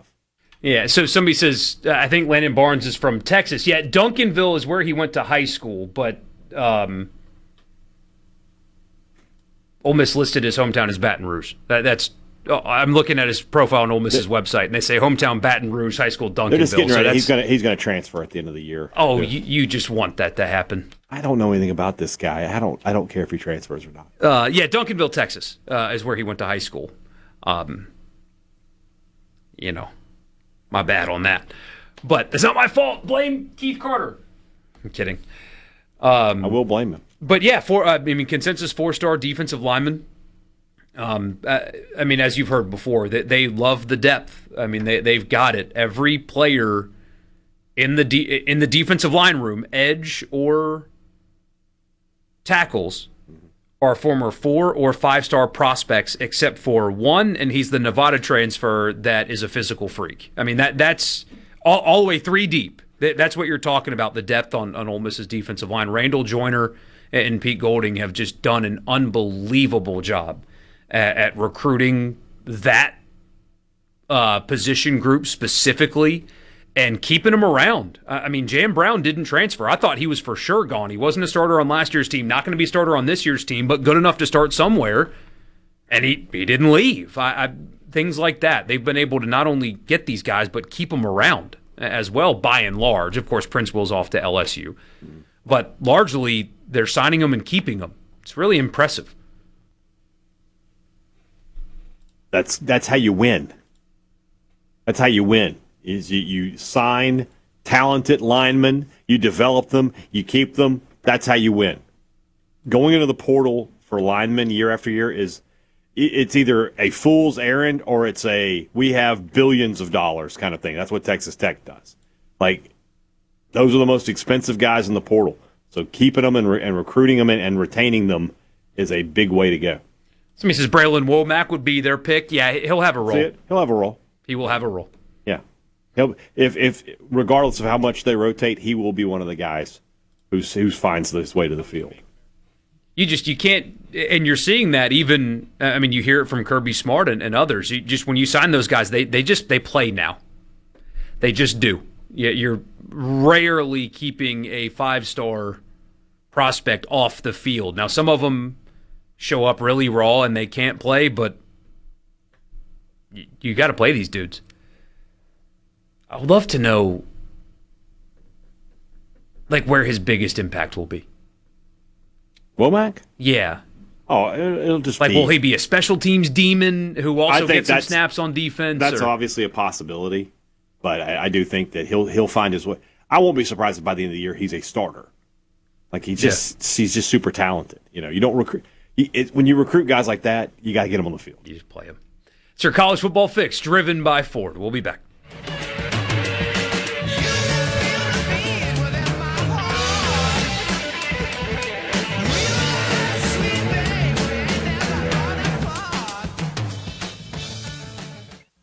In the Venable Glass. Or Sports Talk Mississippi. Now.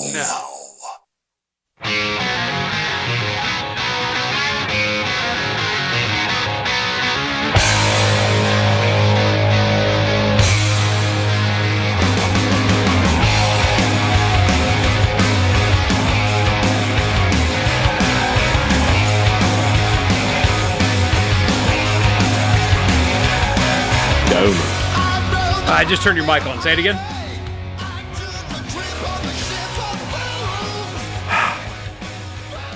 said. It's not my fault that I'm in control of this, okay? It should not be up to me. It's too much responsibility. With great power comes great responsibility. And I've got a lot of power, apparently, because I can just do this and nobody will ever hear from you again. See, that's too much power. No matter what you say right now. Okay, coming back on. 3, 2, 1. Back on. Okay. Whatever you said, I couldn't hear I it. said, couldn't help but notice here on the C Spire text line there's someone who hasn't heard a lot of buzz about Caleb Cunningham. That is $1 American that you're going to owe me. He's a true sophomore that got hurt in the spring. It's okay.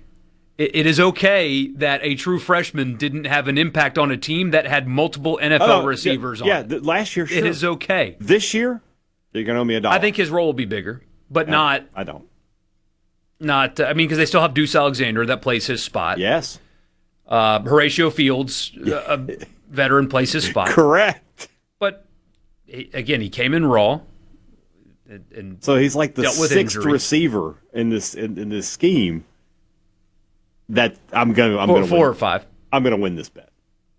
15, right? He can't. That was $1, but 15. But 15 catches. Yeah. No, you can't say he's 4th when he's 3rd at his own position.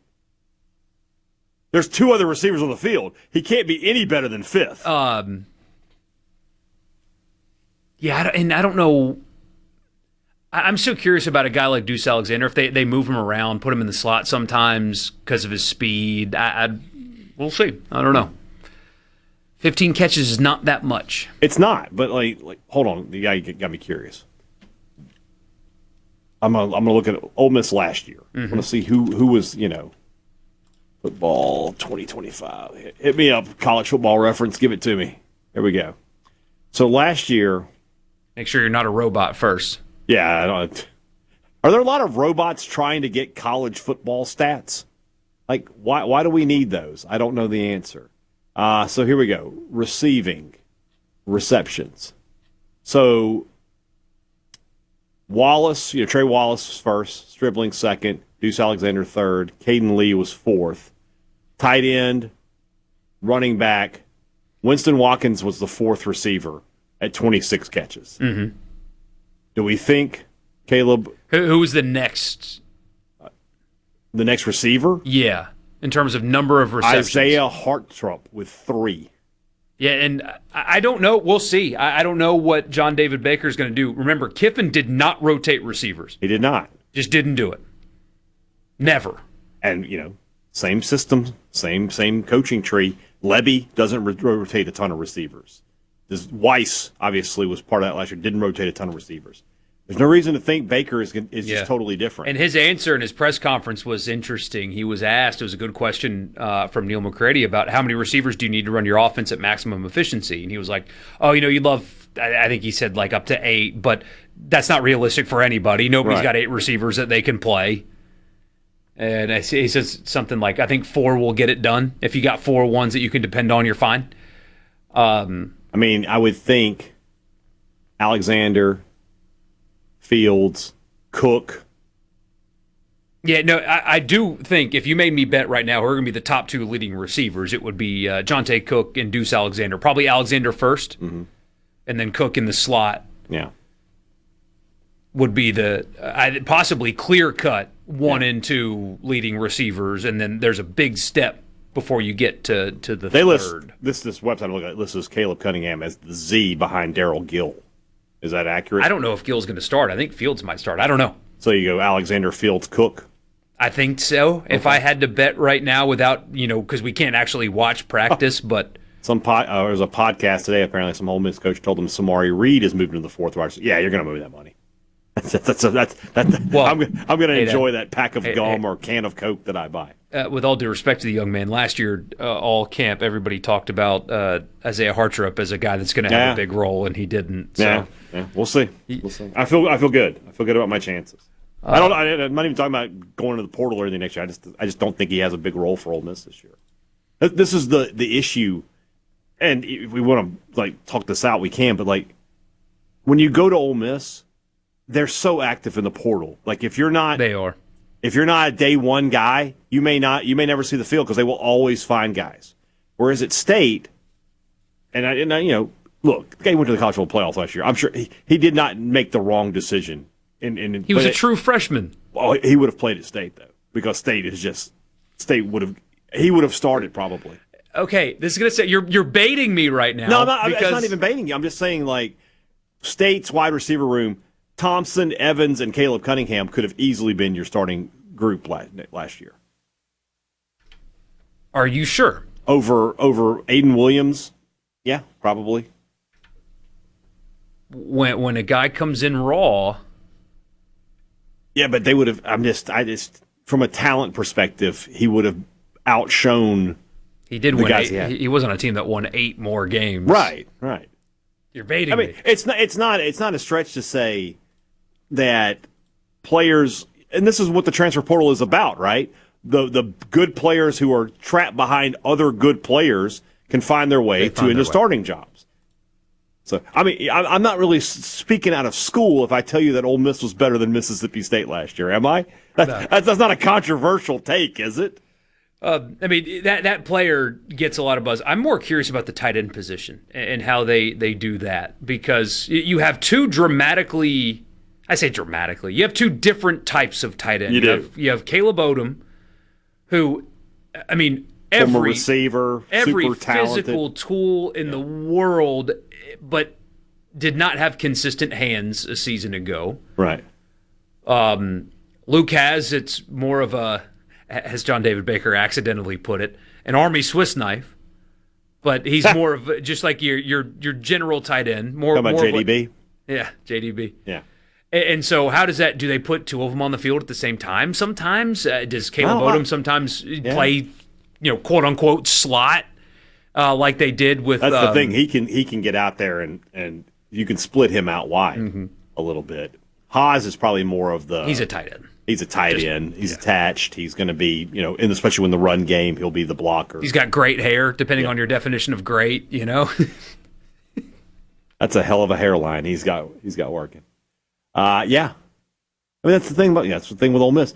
So who was it today? CBS Sports. They did they ranked the top 150 players, I think, and Lacey and Chambliss were, I think, 3 and 8.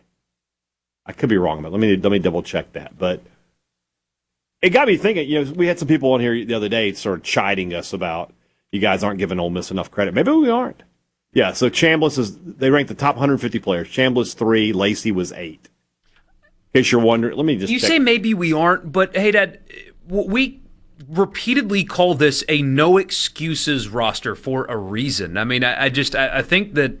So let me just go through the list here. That is an appropriate.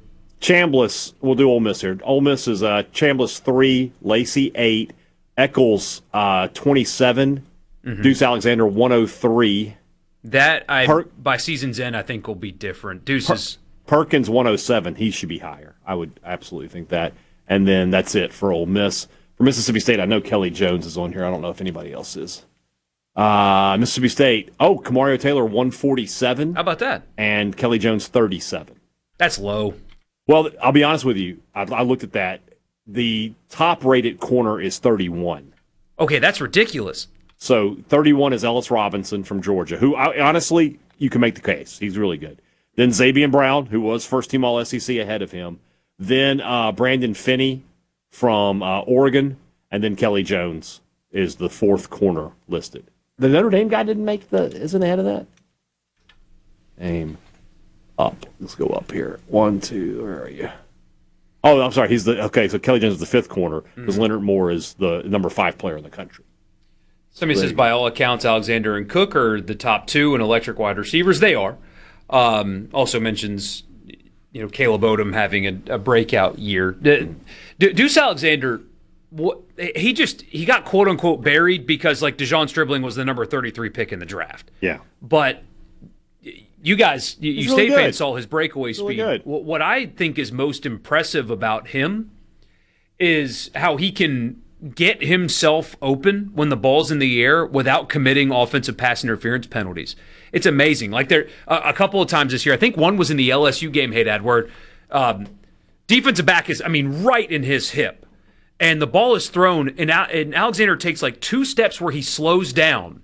And so the DB runs into him, and then he picks back up and created, 3 feet of separation by just like that little hesitation step without pushing back and creating PI. So he does stuff like that in his game. You can tell that he, came from a receiver tree for sure, because he does things like that go a little bit unnoticed in his game, because he's not A.J. Brown physical, but he can generate separation without pushing off and generating penalties. He's really good at that. Sports Talk Mississippi. We'll keep on when we come back. Don't go anywhere. Here comes the thunder. From the Seabrook Paint. It's time to get real. Real sports talk for Mississippi.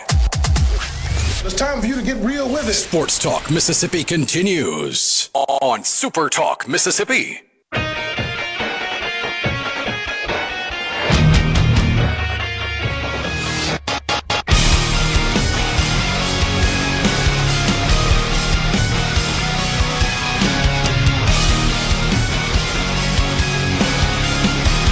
Larry and Mize calling you out, or calling me out by calling you out. Hey, Dad, he says, hey, Dad had Ole Miss's roster at Miss. That's not what he said.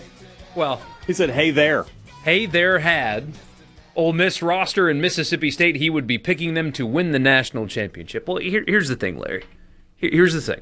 I would be picking Ole Miss to win the national championship if Lane Kiffin was still there. I'll tell you that. But I just don't know enough about Pete Golding to make that kind of prediction. I'm certainly wrong often, but what I don't want to do with this show and to you is blow smoke up your butt. Don't want to do that. I want to tell you what I think is true, and if I'm wrong, great, or bad, depending on what I think. But if I told you right now, I think Ole Miss is going 12-0 and winning the national championship, that would be a position held by somebody that is just so blinded by homerism that you can't see straight. And if I spent every offseason telling you that every Ole Miss team was going to win every game and be awesome and all that, the audience would stop taking me seriously. And same thing for Hadad. If Hadad was like, State's going, they're going 10-2, they're going to the playoff, nobody would take him seriously. I think Ole Miss is going to be really freaking good. Why? Because the roster is awesome. And there's a lot of staff continuity despite a coaching change. I mean, 2 members of the offensive staff are still there, and the defensive staff is still there. It's a big deal. They have a high-level quarterback, a high-level running back, 3 pieces on the interior of the offensive line, a receiver room that's super talented, a defensive line that is deep, a pair of linebackers that could rival among the best in the league. They've dramatically upgraded at the safety position. Defensive back is quite good. Yeah, they have a real chance to be really good. They have a team that is good enough to win the SEC and to win playoff games and compete for a title. They have that. They also have a coach that has only coached 3 games in his career and a schedule that is significantly more difficult than last year's. It is okay for me to say I'm not predicting them to go undefeated this year. That's okay. How many Nick Saban teams went undefeated? It's a hard thing to do. It's a rare thing to do. You're not. I mean, you want me to, when come basketball season, that's a tournament team for sure. You're talking like they have no talent at all. It's incredible. Hold on, stop. I know what you want to do. Hold on. It's incredible, Larry, that after he just did that whole diatribe there about how talented this Ole Miss team is, and the reason he thinks they're going to be good is they have so much talent on the roster, that what you came away with is him saying they have no talent at all. It takes a special kind of person to completely miss everything the man said. Hilarious. 608-879-4395. So this top 150 list, interesting. Jeremiah Smith, number 1. Jeremiah Smith was number 1 last year, but as they point out here, and this is who is this? Blake Brockermeyer doing the ranking here. He was preseason number 1 last year. The mid-year number 1 was Reuben Bain Jr. The postseason number 1, as you might can guess, was Fernando Mendoza. Trinidad Chambliss is third, but he is not the number one quarterback on the list. Dante Moore is the number 2 player in college football, according to this. Interesting that they went with Moore. Moore and not, Arch, something like that. Number 4, Malachi Toney. Will not argue one bit with that. Maybe the most explosive player in college football. Mentioned Leonard Moore. Colin Simmons, 6, the edge from Texas, one of the best pass rushers in college football. Jordan Seaton, 7. Kejuan Lacey at 8. Arch Manning at 9. Drew Mestamaker at 10. So in the top 10, 1, 2, 4 quarterbacks. Some other names of note: Cam Coleman, 12. Darian Mensah, 13. Dylan Stewart, 16. I mentioned a few minutes ago that Will Eccles was 27. A player Mississippi State will play is also at 28. Anthony Smith, the defensive lineman from Minnesota. So State will take on 2 top 30 pass rushers in the first 3 games. That's going to be tough. Damon Williams, the quarterback from Washington, who was almost the quarterback at LSU, he's 34. Jaden Ball at 41. Sam Levitt at 42. Just trying to work my way down the list here, see if anything just stands out to me. Mario Craver, former Bulldog, now at Texas A&M, he's at 54. DJ Pickett is at 55, which is just hilarious. He got 2 5s there. 2 more 5s for DJ Pickett. That almost feels like it was done on purpose. It had to have been. Ryan Coleman Williams at 59. I bet last year, without looking, he was a top 10 player. I would bet that as well. So quite a drop. Alabama's got some issues injury-wise. They do. DeBoer didn't say it, but it sounded like he said it, Hadad. Yeah, but coming to Kalen Deere. Yeah. Yeah, that's a tough one for the kid from Mississippi. Tre'Davious Green, the awesome physical specimen that is LSU's tight end, is at 63. Gunnar Stockton at 65. That can work. Ryan Wingo at number 70. Byron Brown, the quarterback from Auburn, 71. I don't know why I'm so... You're just not sold on that guy, are you? But, I mean, they were good in the American Conference last year, Hadad, but good in the American Conference does not win games in the SEC. How surprised are you then that he's 2 spots ahead of Bryce Underwood? Bryce Underwood at 73. Mateer at 74.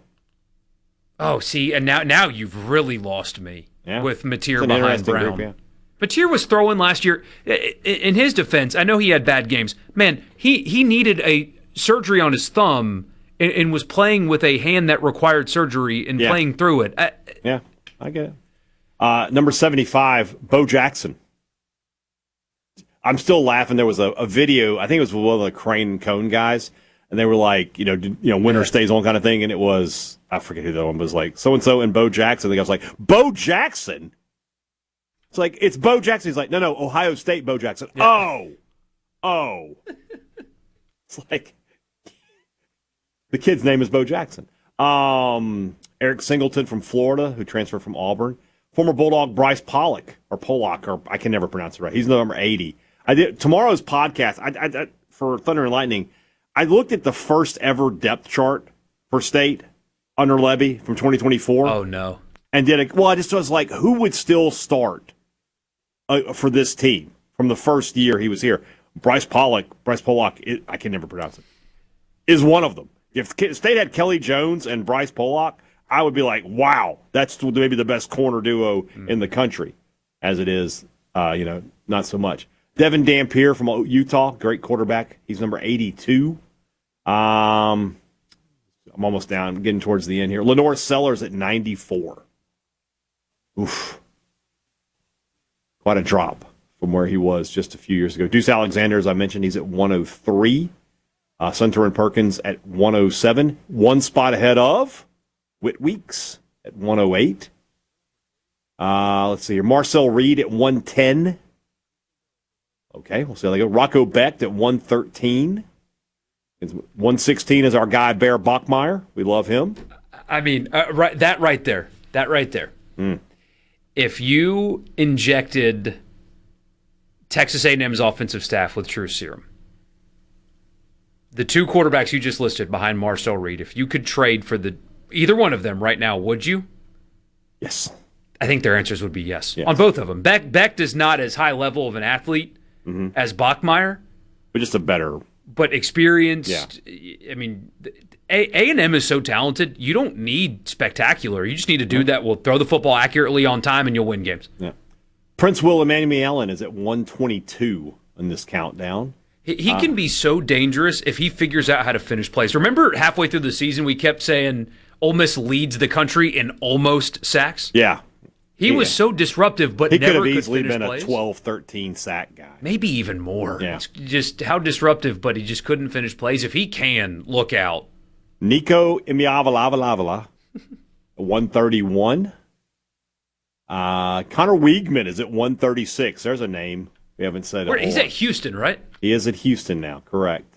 Bray Hubbard from Ocean Springs, Mississippi. He's at 144. Should be higher. One of the best safeties in college football. I mentioned it. Kamario Taylor at 147. I would love to know, I'm not going to go through all this, is he the least experienced player to make this countdown? He's got to be, right? Yeah, sounds like it. Uh-huh. And then the last guy is a group of six guy, DeAndre Johnson from Jacksonville State. They had it for the Maryland edge rusher, Zahir Mathis, but he suffered a season-ending injury the day before this countdown came out, so they made a change. So there you go. Taylor is surprising. I thought if you'd said there were two Bulldogs in that countdown, I would have said Kelly Jones and Isaac Smith. Yeah. Or maybe Anthony Evans. I would not have thought Camario, but just goes to show that, goodness, if he's at 147 based off the two starts that he's had, what is he going to be if he does deliver? He's going to be a top 20 guy. Dramatically different. Yeah. We will wrap the show up with you next. Sports Talk Mississippi. It is a football Thursday. You've got some NFL preseason games tonight for you to partially enjoy. But again, we'll wrap the show up with you next.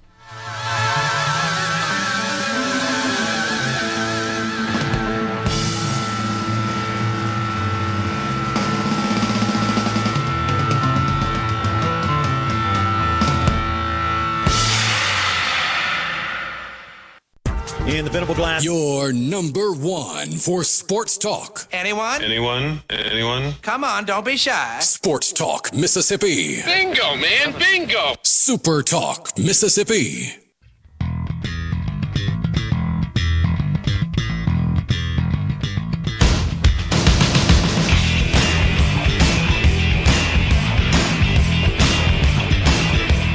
Some players that go under-recruited will enter the transfer portal and come back home. Other players, like Rasheem Biles, don't want to hear from the school in their backyard that did not recruit them. He is a linebacker at Texas. He's a high-level player. He grew up in Columbus, Ohio. And Ohio State did not recruit him. He went to Pittsburgh before ultimately transferring to Texas. And Texas plays Ohio State in week 2. And he was asked about that. You know, you grew up in Columbus. Did Ohio State, try to recruit you? How do you feel about Ohio State? And he said Ohio State did call him when he entered the portal to try to get him to come back home. And he said, quote, "I'm not really trying to be in Columbus. I ain't trying to be a Buckeye. They didn't want me out of high school, and I was right there. So ain't no point in trying to get me now." Okay. Sorry, Ryan Day. I'll see you in week 2, brother. And I'll let you know about it.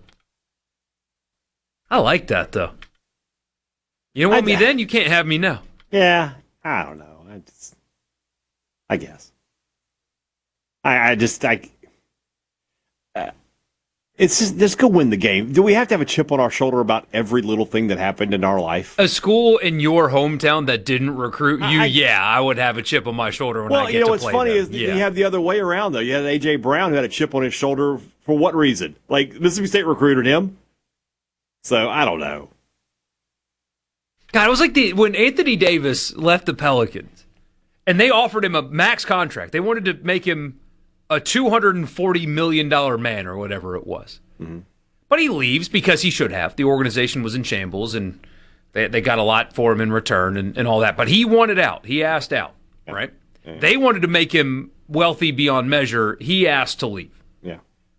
They trade him to the team that he wanted to go play for.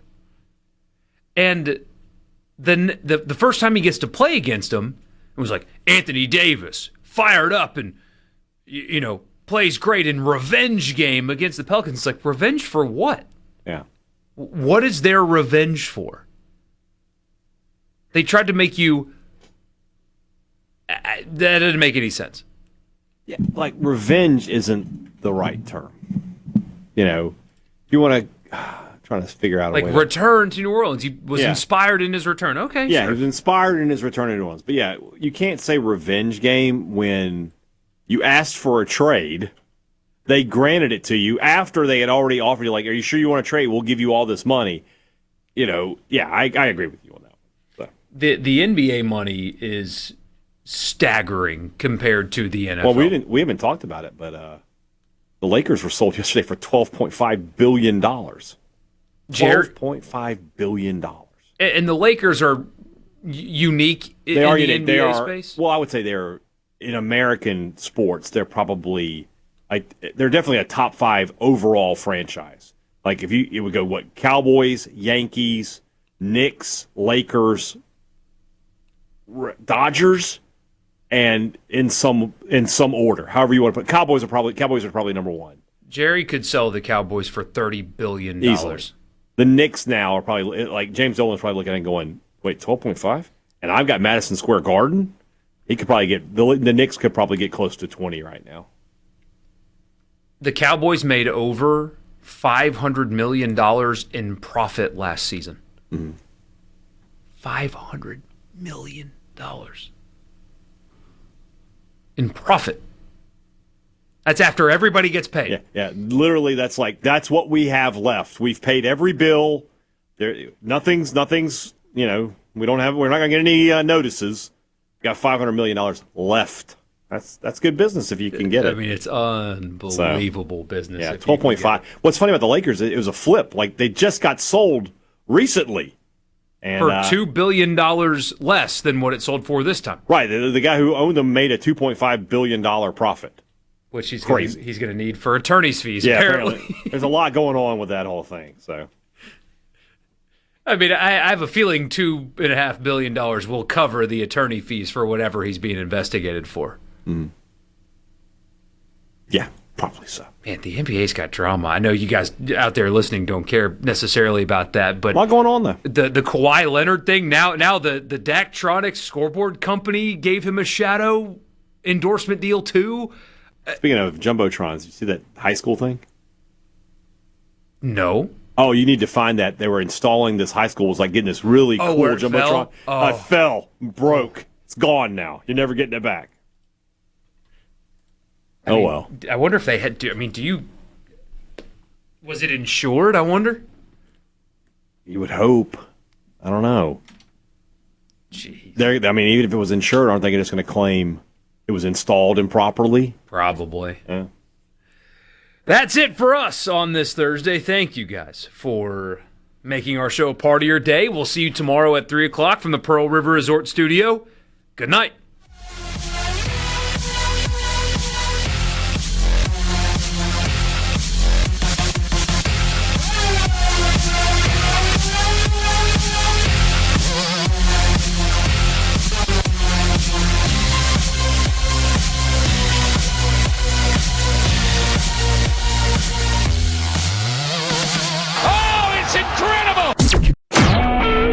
SuperTalk Mississippi Media Production.